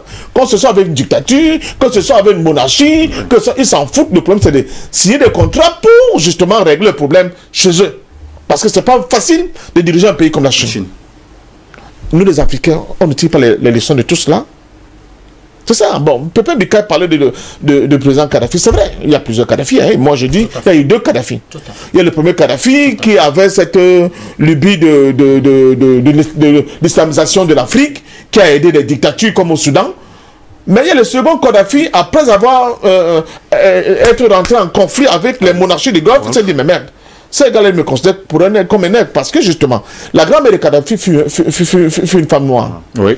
Donc, les Saoudiens, les Qataris le rappelaient que de toute façon, tu n'as ta grande gueule là, tu l'arrêtes si tu n'as pas voix au chapitre. C'est nous qui décidons de ce que c'est. Comment dire ça tu n'as pas le sang. L'association islamique là, de leur bloc là, n'est-ce pas? Oui. Tu n'as rien à dire ici. Donc Kadhafi s'est dit rejeté par ces individus. Ce qui nous dit c'est l'islam, autant retourner vers mon continent qui en réalité le continent de l'avenir. Et il a fait ses propositions. Donc c'est le deuxième Kadhafi qui ouvre enfin les yeux, qui comprend enfin la géopolitique mondiale et qui se dit, si lui Kadhafi, il veut exister, mais si surtout il veut donner du poids à notre continent, il faut qu'on aille vers cette unité politique. Bon, il a essayé à sa manière, avec beaucoup de volonté, mais malheureusement, il était déjà affiché. N'oubliez pas l'attentat de Le Corbusier. L'attentat de Le Corbusier où il y a un avion qui est bombardé sur le Cossais et qu'on attribue à la Libye. Dans cet avion, il y avait beaucoup de juifs. Excusez-moi le terme. Et vous connaissez les juifs. Rancuniers comme jamais. Ils ont dit, on aura ta peau, que tu le veux ou non. Lévi dont tu parles, c'est un juif. Sarkozy, c'est un juif. Donc, ils ont dit, le moment était arrivé, ils l'ont appâté, ils ont fait semblant de l'amadouer, ils ont envoyé des tas d'individus dans le ventre de Kadhafi pour sonder quelles sont ses forces, quelles sont ses faiblesses. Je crois que c'est là l'autre erreur de Kadhafi. de penser qu'à un moment donné, ces gens-là vont finir par le prendre comme un type normal. Non, pour eux, c'était l'homme qu'il fallait effacer à tout prix. Donc, il représentait plusieurs dangers. Un, sur le plan africain, il était un danger. Sur l'autre plan, en tant qu'une forte tête qui essayait d'avoir une voix qui porte après la disparition de gens comme Mandela, même si on peut dire de Mandela ce qu'on veut, mais c'est une voix qui porte. À partir de ce moment-là, il faut, non seulement, en éliminant Kadhafi, qu'est-ce qu'on fait? C'est un avertissement pour les autres. Sans frais qu'on donne à tout le monde. Si comment dire ça, vous ne restez pas tranquille dans votre coin, celui qui va tenter de venir avec de telles idées saugrenues, voilà. C'est qui va lui arriver. Et vous avez vu, la même année, il y a Kadhafi, mais il y a aussi Laurent Gbagbo. L'humiliation de Laurent Gbagbo. Voir comment les soldats donnaient des coups de pied, excusez-moi le terme, au derrière de sa maman. Incroyable. Et les soldats français qui rigolaient. Parce que c'est toujours des Africains qui le faisaient. Ça, c'est quand même extraordinaire. En humiliant Gbagbo comme ils ont fait, en humiliant Kadhafi comme ils l'ont fait, qu'est-ce qu'ils disent aujourd'hui? Celui qui va tenter de faire le contraire, voilà ce qui va arriver. Madame Hillary Clinton est arrivée à Addis Abeba au cours d'une réunion de l'Union africaine. Et a dit aux chefs d'État, tous réunis, je vous le dis, il faut lâcher Kadhafi. Aucun n'a levé le doigt pour dire que pardon, madame. Vous vous rendez compte dans une salle comme ça, avec, c'est pour ça que je dis, même les époques ont changé, on ne sait pas ce que sont devenus nos dirigeants. Avec les Nkrumah dans la salle, avec les Sankara dans la salle, cette dame-là aurait même pu terminer son discours. Ce n'était pas possible. Mais avec les gens qui sont là, qui pensent que non, il faut être doux, il faut être ceci, il faut machin, il faut aller à Paris, à Londres, à Washington, pour qu'on sache que tu es quelqu'un, voilà ce qui nous arrive. Donc, l'Afrique est face à son destin, mais l'Afrique est face à ses errements au niveau des choix. Ce n'est pas une question de la démocratie. La démocratie, c'est comme la science. On peut l'adapter comme on veut, mais les normes restent les mêmes sur toute la planète. Vous pensez que ce que Sarkozy fait, c'est la démocratie? Même en Europe, les gilets jaunes, c'est quoi? Vous n'avez pas vu comment on traite les gilets jaunes? Même chez eux, ce n'est pas évident. Parce que là-bas, il y a une oligarchie. Parce que quand on reprend, il y avait les royautés, on a mis un peu de côté les rois, après il y a les nobles, et qui ont après composé avec la nouvelle bourgeoisie naissante, qui aujourd'hui est aux affaires, qui a créé le capitalisme, mais qui a pour vocation de maintenir l'ensemble des richesses du monde entre leurs petites mains, au détriment de la misère, la mer de misère du monde. Ils s'en foutent. Donc c'est ça le problème. Le problème, c'est de dire aux Africains de comprendre qu'il y a un monde qui existe. Ce monde qui existe, il est violent. Ce monde qui existe, il a ses règles. Nous ne pouvons pas nous comporter comme si nous, on va se sortir de ces règles-là et nous allons mieux vivre. Regardez l'Union européenne. C'était un ensemble de pays qui étaient éclatés. Oui. Ils ont compris que s'ils veulent continuer de compter sur le plan mondial, il faut qu'ils se mettent ensemble. Malgré les difficultés, ce n'est pas tout rose là-bas. Mais ils savent que tant qu'ils sont ensemble, tu ne peux pas faire n'importe quoi à un citoyen ou bien un pays de l'Union européenne. Mais regardez l'Afrique. L'Afrique regarde toujours un spectateur. Oui, Sierra Leone, ou bien le Gabon, ou maintenant c'est Madame Bongo qui tient les conseils ministériels. Qui peut vous prendre au sérieux? On va continuer à tuer des Kadhafi 1000 fois. Le conflit libyen va continuer à prospérer 100 000 fois tant que nous n'allons pas comprendre que même au niveau sous-régional, ayons des gens qui ont le courage. On n'a plus peur de la mort. Quand vous dites que vous êtes chef d'État, ça veut dire que vous êtes prêt à mourir pour votre pays. Jusqu'au sacrifice suprême. Et donc, mettez ces gens-là ensemble. Arrêtez-nous vos faux trucs. Je vois les gens disent que j'écoute même soi-disant leaders de l'opposition au Cameroun qui m'amusent beaucoup, qui vont faire des trucs à Washington, à Londres, je ne sais pas où, qui gonflent. J'ai été reçu par un sénateur de conneries comme ça. Thibon Nagui a dit que ce n'est pas ça le problème. Le problème est ailleurs. Le problème est dans la capacité des enfants d'Afrique de se rendre compte que pour l'instant, regardez les uns dans les yeux. Au-delà de créer les passerelles, mettons-nous ensemble, créant des synergies pour avoir des ensembles qui comptent. Je vous dis, un ensemble comme l'Afrique centrale, elle toute seule, si on peut faire les États-Unis d'Afrique centrale, nous changeons complètement de tout autour. Hein. Ce n'est plus la même chose, les gens viennent faire des choses au Tchad, ou une petite société, je ne sais pas quoi, vient gruger les Tchadiens en leur faisant compte que je vais racheter vos actifs de pétrole et puis ils les vendent les obligations pour eux. Et du jour au lendemain, le Tchad se trouve avec un pétrole qui n'est que dette. Non. Donc je pense que ce qui arrive en Libye, c'est l'incapacité des pays africains à comprendre le monde. Ce monde, il est violent, il est fait de prédateurs et de proies. à nous de choisir. Si on veut continuer à être des éternels proies, tant pis pour nous. Albert Anatole, si vous avez suivi justement les uns et les autres, jusqu'à preuve de contraire, il y a ceux qui viennent imposer leur démocratie sur le sol africain, et pendant ce temps l'Afrique, comme le disait Patient Parfum d'Homme, regarde en spectatrice, alors qu'elle peut justement avoir un grand poids dans le monde. Oui, j'ai suivi les uns et les autres. Il faut déjà noter que le continent africain, c'est plus d'une cinquantaine d'États. De ce point de vue, c'est tout à fait paradoxal. Et c'est le plus grand continent au monde. Absolument. Mais pendant ce temps, sur la carte du monde... C'est là où les autres viennent... c'est le continent que les autres ont choisi pour faire... qui est devenu un terrain de jeu pour les autres. Donc c'est tout à fait paradoxal que un continent qui a plus d'une cinquantaine d'États, qui est le plus grand, comme vous l'avez dit, qui a la plus grande jeunesse au monde, qui a des ressources, qui constitue un véritable marché sur le plan économique, qui a des potentialités, deviennent justement non seulement un laboratoire d'expérimentation pour quelquefois des vaccins tueurs, mais également des jeux pour ceux qui veulent justement expérimenter les nouvelles armes de destruction massive atomiques. Et c'est également là où les autres viennent s'approvisionner pour aller nourrir la population, et ceci au nez à la barbe, n'est-ce pas, des Africains eux-mêmes. Des Africains eux-mêmes. Ce qui m'amène à comprendre que par rapport à la thématique, n'est-ce pas, du jour, il faut préciser que si nous parlons de l'arbre à palabre sur le continent africain, ça veut dire que avant leur arrivée, il y avait la démocratie sur le continent africain. Nous savions résoudre nos problèmes. Donc, la démocratie, selon le modèle européen, ce n'est qu'un concept vide de sens.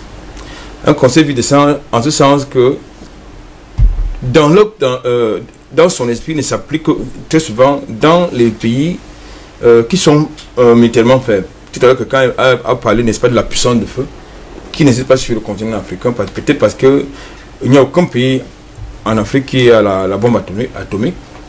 C'est peut-être pour cela, et la bombe nucléaire. Donc je pense que nous avons deux problèmes. Le premier problème, c'est dans une précédente thématique que nous avons eu à évoquer dans le cadre de cette tribune, lors de l'esclavage, la terre négrière, nous parlions, n'est-ce pas, des nègres de champs, maisons, des nègres de champs. Oui. Et nous sommes confrontés à la même réalité. 400 ans d'esclavage, c'est vrai, ça peut se justifier, mais ça ne peut pas expliquer que plusieurs siècles après, qu'il n'y ait pas une prise de conscience. Ça ne peut pas s'expliquer.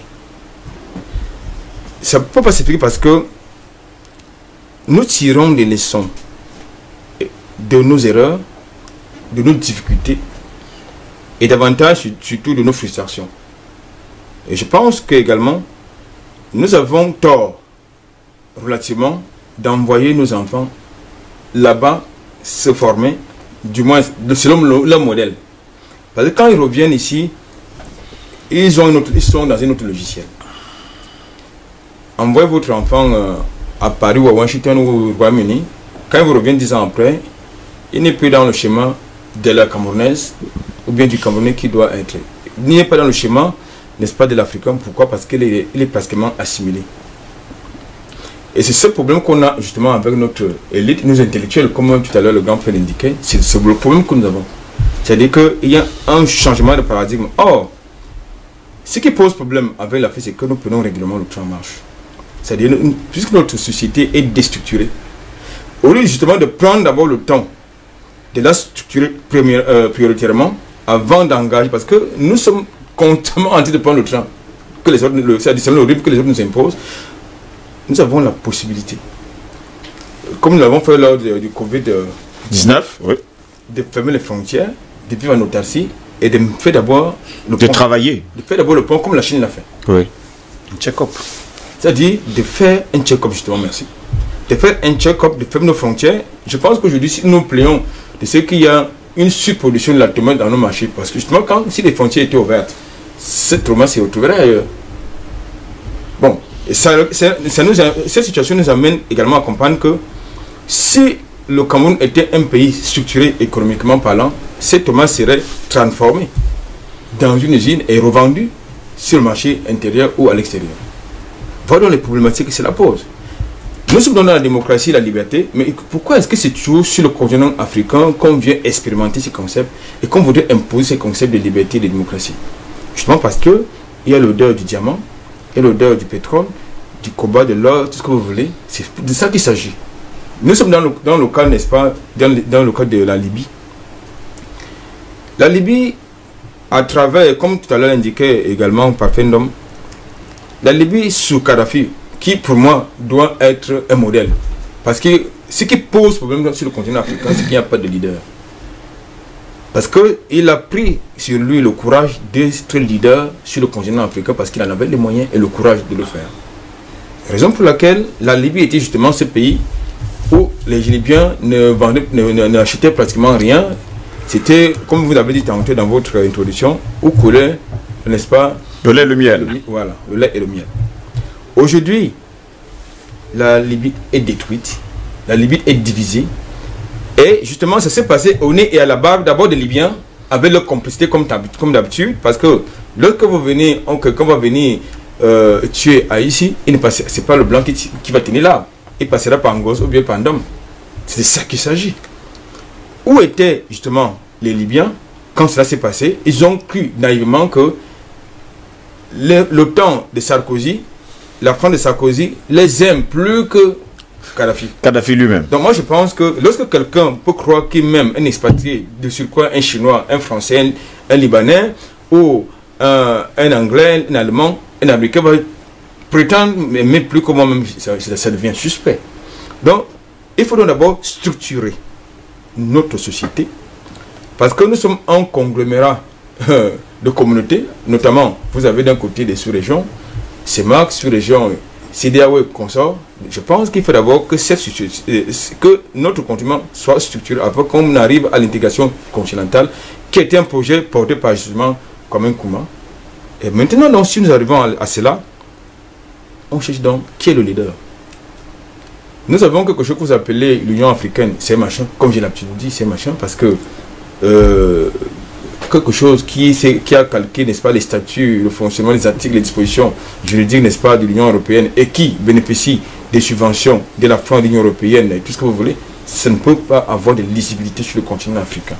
Donc je pense que tout à l'heure vous avez évoqué le pétrole libyen, mais il y a également les contrats de reconstruction. Malheureusement, qui va reconstruire justement la Libye, on ne sait pas. Et malheureusement, et vous avez des sociétés mercenaires comme Halliburton qui justement gère les business de ce côté-là. Halliburton, c'est une société américaine, c'est une société privée américaine qui gère des contrats du côté de la Libye. Donc je pense que, et en plus, sur le plan sécuritaire notamment, pour ce qui concerne le continent africain, du moins pour ce qui concerne les pays limitrophes à la Libye c'était une digue.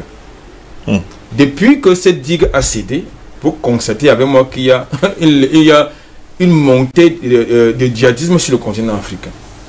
Au même titre que l'est le Mali. Parce que le Mali, c'est également une digue. Mais aujourd'hui, personne ne fait rien pour le Mali. Peut-être qu'on attend que ça s'écroule comme la Libye s'est écroulée pour constater par la suite qu'effectivement, il fallait faire quelque chose. Quoi qu'il en soit, oui. Non pas seulement, il n'y a pas seulement cette situation propre en particulier à la Libye autant pour moi. Vous avez également des choses horribles qui se passent du côté de la Libye. Il faut quand même constater que déjà les Libyens ne considèrent pas les autres Africains des races noires comme étant leurs frères. Hein. Raison pour laquelle il y a un trafic des marchés à ciel ouvert, des trafics des noirs d'organes. On a d'ailleurs eu quelqu'un qui a eu la meilleure expérience dans ce désert libyen sur ce plateau il y a encore ce qu'il faut retenir, quelques mois. Ouais, ce qu'il faut retenir, c'est quoi? C'est que la démocratie, selon le modèle européen, c'est un concept vide de sens sur le continent africain. Nous avons besoin justement de nous épanouir, mais selon un modèle propre à l'Africain. En tout cas, vous tous, vous êtes d'accord sur le même point. Bertrand Tatinda, pendant ce temps, il nous manque plus que 19 minutes pour sortir de cette édition de DBS Matin. Oui, le temps passe très vite, vous devez le savoir. Le temps passe très très vite, en tout cas sur ce plateau, chaque fois. Bertrand Tatinda, aujourd'hui, on a parlé justement de cet évangile prêché par l'Occident. On parle bien sûr des droits de l'homme, de la démocratie, de tout ce qui va avec. Nous sommes tous d'accord sur un point. ça ne peut pas exister sans les Africains. Mais que font les Africains? Parce que, comme le disait Albert Anatola ici, on a toujours l'impression que les nègres de maison sont toujours en place. Et pendant ce temps, il y a les nègres des champs qui veulent la liberté. Pendant ce temps, les nègres de maison veulent que les choses restent telles qu'elles sont. Ben, déjà, moi, je commence par dire qu'on ne peut pas mettre sur le même pied d'égalité en termes de responsabilité un violeur qui a sa force physique et la petite fille qui s'est habillée de façon légère. On ne peut pas le mettre sur le même pied d'égalité en termes de responsabilité. Je ne parle même pas quand vous avez en quelque sorte de l'autorité parentale sur la petite fille, que vous dites qu'elle s'est habillée de façon légère. À quelque chose, malheur est bon. C'est-à-dire qu'il eût fallu que ces événements arrivent en Afrique. Le monde s'est complexifié. La mondialisation n'a pas qu'apporter, comment je vais dire, que de mauvaises choses. Ça permet des connexions entre les peuples. Ça fait qu'aujourd'hui, même ceux qui se sont abstenus ont compris que la destruction de la Libye pouvait avoir des conséquences terribles pour eux. Je prends un exemple simple. La Russie, au moment où nous parlons, subit en quelque sorte 2 types de sanctions. Les sanctions, comme l'a dit M. Parfendom, de tous les pays de l'Union européenne et les sanctions des États-Unis. Et la Russie, pour respirer, a besoin d'une coopération forte avec l'Afrique. Parce que si elle arrive à établir une coopération forte avec l'Afrique, eh bien, elle respire. Elle peut se passer des sanctions américaines. Si elle arrive à maintenir sa relation privilégiée avec la Chine, elle peut se passer. Et c'est ce qu'elle est en train de faire. Donc, vous voyez donc que cela a amené même les peuples à réfléchir. C'est-à-dire que même cette Chine qui était Caïn, ça a amené la Chine à réfléchir. Ça nous a amené à dire à Pékin que regardons-nous dans les yeux. Est-ce que vous êtes véritablement nos amis? Le jeu je ne me prononce pas, moi, je ne me mêle pas des affaires intérieures des gens. Ça peut être interprété de 1000 façons. Il faut vous prononcer. Nous voulons une amitié sincère. L'Afrique a au moins eu ce courage de dire qu'il faut une amitié sincère. Ça a permis à l'Afrique, comment je vais dire, que de mettre sur pied des mécanismes qui peuvent, moi j'ai espoir, dans quelques années, en quelque sorte, produire une forme de renaissance sur l'Afrique. C'est-à-dire qu'ils ont réfléchi et dit qu'il faut qu'on finance déjà cette organisation qui s'appelle l'Union africaine. Et les réformes qui ont été amorcées ne sont pas à jeter et à balancer comme ça. Elles sont encore embryonnaires, ça va quand, mais c'est un début. Ça a permis à l'Afrique, comme le disait M. Parfendom, il a ça depuis dans son raisonnement de dire que l'union et l'unité politique, qu'est-ce qu'on fait sans l'union et l'unité politique? Donc de plus en plus, vous avez ce qu'on appelle les sous-zones d'intégration qui de plus en plus s'intègrent. Et c'était même ça la vision de l'Union africaine, qu'il est très difficile de faire une intégration à 54 pays. Eh bien, nous avons 4, 5, 6 zones de sous-zones d'intégration en Afrique. Intégrez-vous d'abord bien et maintenant les 6 zones vont véritablement former une véritable union politique. Donc, vous voyez que relativement, ça bouge. Et comme je dis, c'est pas parce que effectivement, vous faites des choix sur le plan politique que ces malheurs doivent vous tomber dessus. En Europe, est-ce qu'il y a la bonne gouvernance en Afrique? En Europe. M. Parfendom l'a dit. Vous avez en France aujourd'hui, vous avez 7%. Il y a quelques années, c'était 15% de Français qui détiennent plus de 80% de la richesse. Un pays bien gouverné n'a pas ça. Un pays bien gouverné n'a pas ça. Et cette bourgeoisie-là, elle n'a rien à foutre. C'est-à-dire qu'elle traite son peuple, son propre peuple, au même titre que vous. Les Africains. Au même titre que vous, les Africains. C'est ça. Résultat des courses, la mondialisation a permis à des peuples de comprendre que, nous, peuple pauvre, peuple délaissé, si on ne se met pas ensemble, on est mort. Parce que M. Rothschild n'a rien à foutre d'un Djamel de nationalité française, d'un Eric de nationalité française, d'un Kemayou du Cameroun. Lui, il veut détenir les banques centrales et il veut, comment je vais dire, que avoir l'ivresse de décider aujourd'hui même que je peux pucer les hommes et décider à partir de mon ordinateur de leurs envies. Donc, c'est pour ça que des gilets jaunes, avec des panafricanistes africains, ont commencé à se parler, à se comprendre, à dire que on est dans le même bateau, vous vous êtes mangé à la sauce de, comment je vais dire, de la mondialisation là-bas, nous le colonialisme nous mange encore. Et vous avez vu les Noirs américains même qui recommencent à dire que est-ce qu'il ne faut pas nouer des connexions avec notre continent d'origine et avec les peuples. Donc le monde se complexifie, le monde change. Et je peux vous dire que la peur n'est plus véritablement dans le camp de ce peuple pauvre et tout, qui était mangé à toutes les sauces. C'est que véritablement, ces 7% de personnes commencent à comprendre que ça peut être difficile. Parce que, comment je vais dire que des grands s'engagent là-dessus. Donc, pour en venir rapidement à la Libye, c'est dit véritablement que il faut prier Dieu. Je veux dire que où est le pasteur de notre matinale? Il est absent, il nous suit. Je salue. Il faut qu'il aide à prier. Monsieur Parfait dans ma rigole. Parce que le problème est devenu relativement compliqué. Mais c'est d'abord au peuple libyen la solution. Parce que la solution de ce problème, c'est la solution africaine. De dire que tous ceux qui sont là, personne n'est là pour vos beaux yeux. C'est vous, Libyens, à vaincre, à vous faire harakiri, de vous asseoir et de voir et de définir ce que vous voulez en fait pour votre pays. Le reste viendra tout seul. Le reste viendra tout seul. Eric Pepe Bikaï, plus que 15 minutes pour sortir de cette édition de la matinale. 12 minutes d'ailleurs, hein, c'est même pas 15. Qu'est-ce qu'on fait maintenant? Comme on termine souvent cette édition, c'est comme ça qu'on commence. Qu'est-ce qu'on fait maintenant pour nous, les peuples africains? Et d'ailleurs, hein, Bertrand Tatinda nous a montré que, eh bien, le monde souffre. La classe, il faut le dire, des pauvres souffrent aujourd'hui. On a l'impression qu'on va se retrouver comme dans la prise de la Bastille. Pour compléter un peu l'idée de Bertrand, il faut qu'on précise aux téléspectateurs que il n'y a pas un peuple spécifique qui crée les misères dans le monde. C'est-à-dire ceux qui créent les misères au nord, ce sont les mêmes qui créent les misères au sud. Il faut que les gars le comprennent. La misère qu'on retrouve aux États-Unis, en France, au Cameroun, c'est un même peuple. Tout à fait. Un même peuple qui crée cette misère.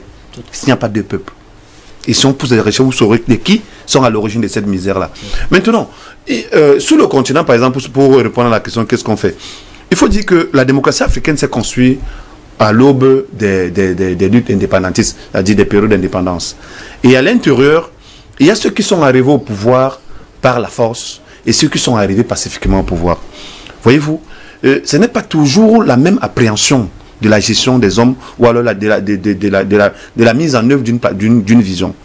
Parce que quel qu'en soit le cas, celui qui est arrivé aux affaires avec les armes aura toujours cet esprit guéguerre à pouvoir tout obtenir avec les armes. Or, celui qui est arrivé aux affaires par un choix, même si ce n'est pas un choix populaire, mais c'est quand même un choix qu'il faut respecter, aura toujours cette approche de pouvoir demander à un certain nombre de personnes qu'est-ce que vous en pensez. En fait, c'est le dilemme dans lequel l'Afrique est confrontée aujourd'hui. C'est-à-dire qu'on veut toujours une sorte de transposition des idéologies des peuples. On parle de la Russie, on parle de la Russie d'un peuple qui est très grand, qui est très vaste. 17 millions de kilomètres carrés de superficie. La Russie, c'est un pays. Dans la réalité, ils n'ont pas besoin de venir encore nous embêter dans notre Afrique. C'est un continent tout entier. Je veux le dire, c'est un continent. 17 millions de kilomètres carrés de superficie. C'est une population qui fait à peu près moins de 160 millions d'habitants. Donc, en termes de densité d'habitants au kilomètre carré, c'est un pays vide. Tout comme l'Afrique. Ouais, vous avez vu le déploiement des Chinois qui sont arrivés ici. C'est-à-dire dans cet esprit de l'Africain qui ne veut pas prendre conscience. Beaucoup de nos parents ont envoyé leurs enfants apprendre le mandarin. C'est-à-dire ils ont tué sociologiquement leur propre culture parce que beaucoup de nos enfants ne parlent pas nos langues. Mais les parents ont quand même l'intelligence d'envoyer leurs enfants apprendre le mandarin sous prétexte que la Chine serait le nouveau centre du monde et il faut savoir parler le mandarin qui est une langue locale pour qu'on puisse exister. Ce sont des éléments qui me dérangent un peu. Même quand on parle de la sortie du franc CFA, nous sommes d'accord. Mais qu'est-ce qu'on fait de la langue française? C'est aussi un avatar de la colonisation. Il faut solder ça. Qu'est-ce qu'on fait de la langue française? On a eu des experts sur ce plateau qui nous ont dit qu'en 4 ans, on peut changer de langue. Je suis d'accord, je veux que ces idées prospèrent. Voilà. Ne parlons pas juste du franc CFA, parlons de notre modèle organisationnel après la sortie du franc CFA. Donc pour dire que qu'est-ce qu'il faut faire? Déjà, ne vous inquiétez pas, la prochaine fois quand vous viendrez, le débat sera en bassa. Non, pas du tout. Voilà, du tout. Non, déjà, il faut qu'on prenne conscience. Je suis pas d'accord avec ce que Parfait est en train de dire, de montrer un peu cette évolution historique des dynamiques de pensée au niveau du continent. Bon, maintenant, il y a la jeune génération qui est en train de se positionner, malheureusement, qui est en train de tomber dans les mêmes travers que la génération passée. C'est-à-dire, sortir du cadre de nègre de champ pour celui de nègre de maison. Faut pas oublier, on a ce qu'on appelle la théorie de la porte fermée. C'est-à-dire, quand on a le statut de nègre de maison, on n'a pas besoin que ceux qui sont dans le champ y arrivent, parce qu'on sommes dans un confort qu'il ne faut pas venir bouger. En fait, c'est ça l'Africain. Il faut donc qu'on sorte et du statut de nègre de champ et de celui du nègre de maison pour devenir un citoyen du monde respectable.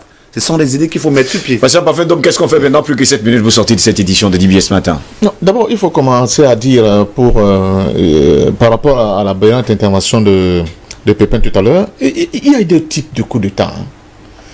Il y a des coups d'État réactionnaires, il y a des coups d'État progressistes.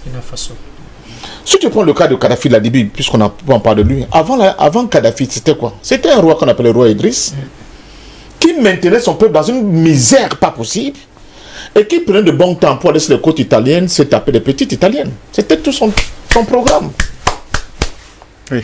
Quand Kadhafi a vu ça, avec l'aide des jeunes officiers, ils ont dit, nous sommes riches, on ne peut pas accepter, continuer d'être sous la coupe d'un vieux croulant comme ça qui ne pense qu'à se faire plaisir. Soutenu par cette Libye. Vous avez compris? Cette Italie. L'idée c'était soutenu par les... Non, c'est ça. Et ils ont fait ce coup d'État qui a donné cette Jamaïra, qui a donné les logements gratuits, les transports gratuits, les soins médicaux gratuits. Bon. Maintenant, on peut questionner sa longévité et peut-être le fait que les enfants commençaient aussi à prendre c'est un autre débat. On peut en parler. Mais la Libye du roi Idriss et la Libye de Kadhafi, c'est le jour, la nuit. Ça ne se discute même pas. Bon. Maintenant, il y a l'autre question qui a été évoquée. On fait comment tout à l'heure? Je vous ai dit, nous, au niveau de l'Alliance patriotique, nous avons réfléchi, on a vu qu'il y a un problème. Oui. Pas seulement pour le Cameroun. Pour le Cameroun, parce qu'on le met en avant, parce que ce sont des Camerounais. Mais tous les pays africains qui sont issus de la colonisation, nous avons un problème avec les gens qui nous ont colonisés.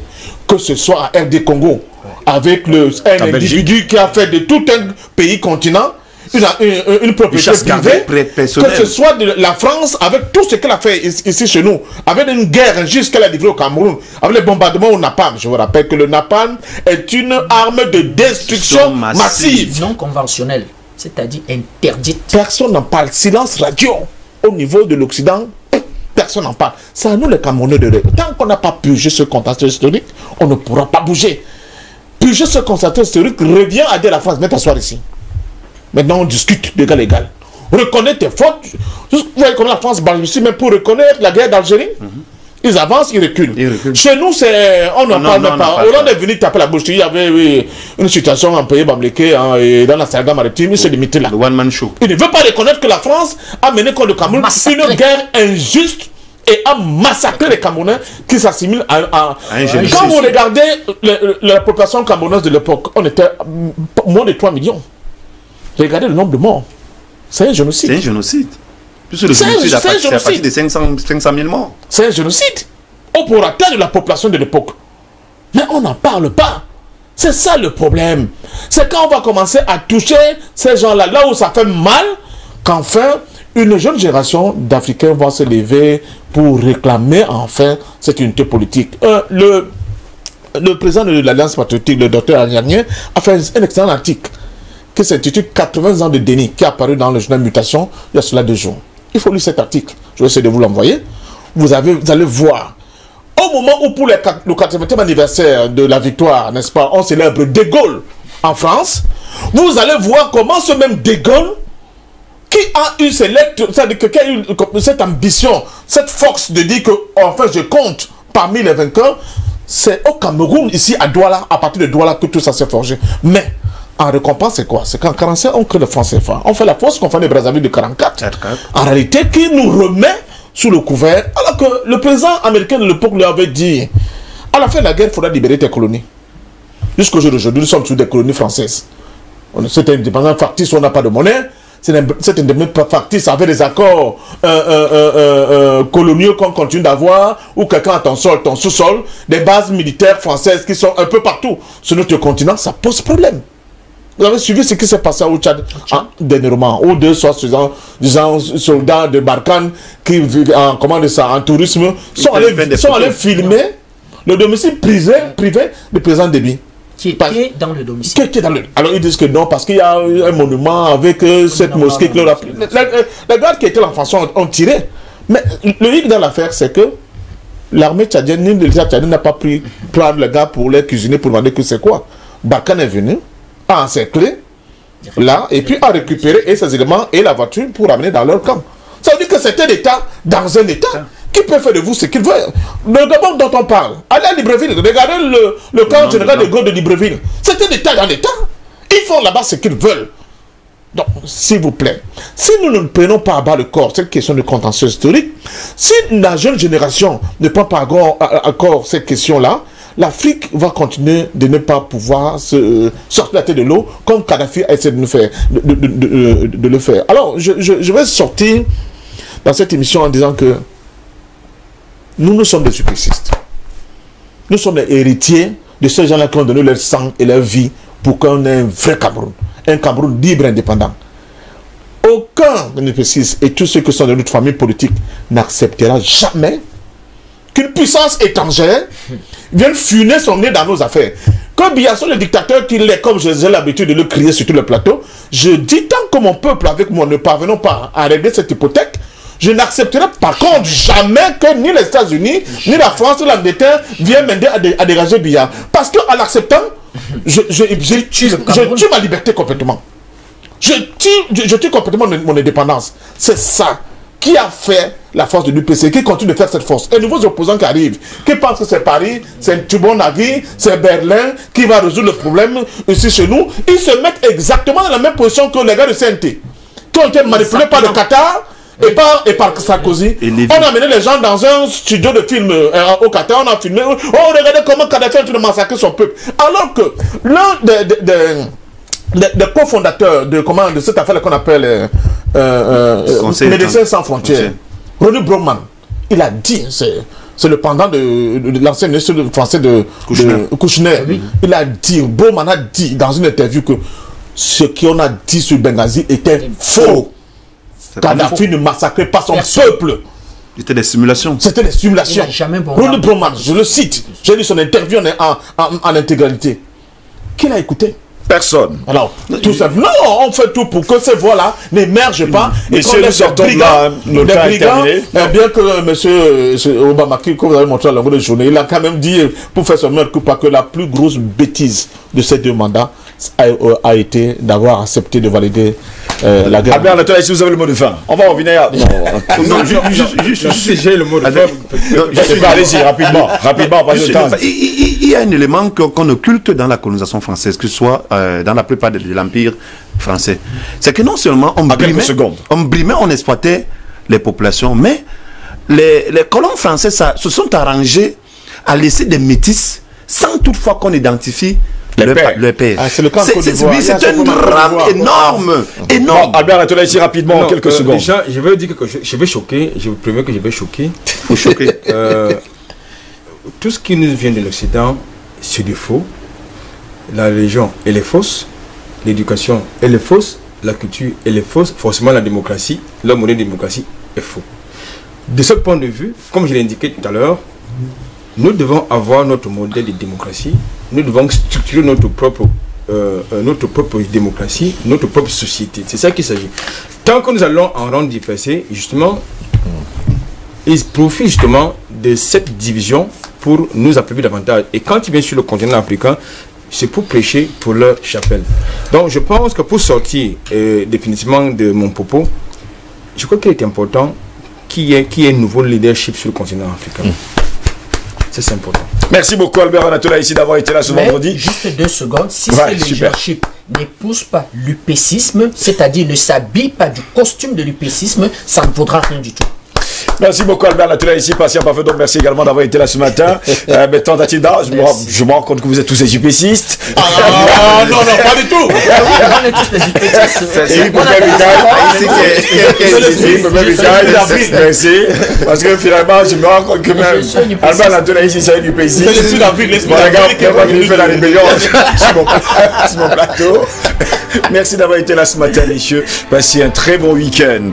Messieurs, c'est ici que s'achève cette autre édition de DBS Matin. C'est la dernière édition de cette semaine. N'oubliez surtout pas, la peur est une émotion. Eh bien, le courage est une décision. Passez une très bonne journée, bon week-end à toutes et à tous. Et à lundi, si peut-être à Dieu. Au revoir.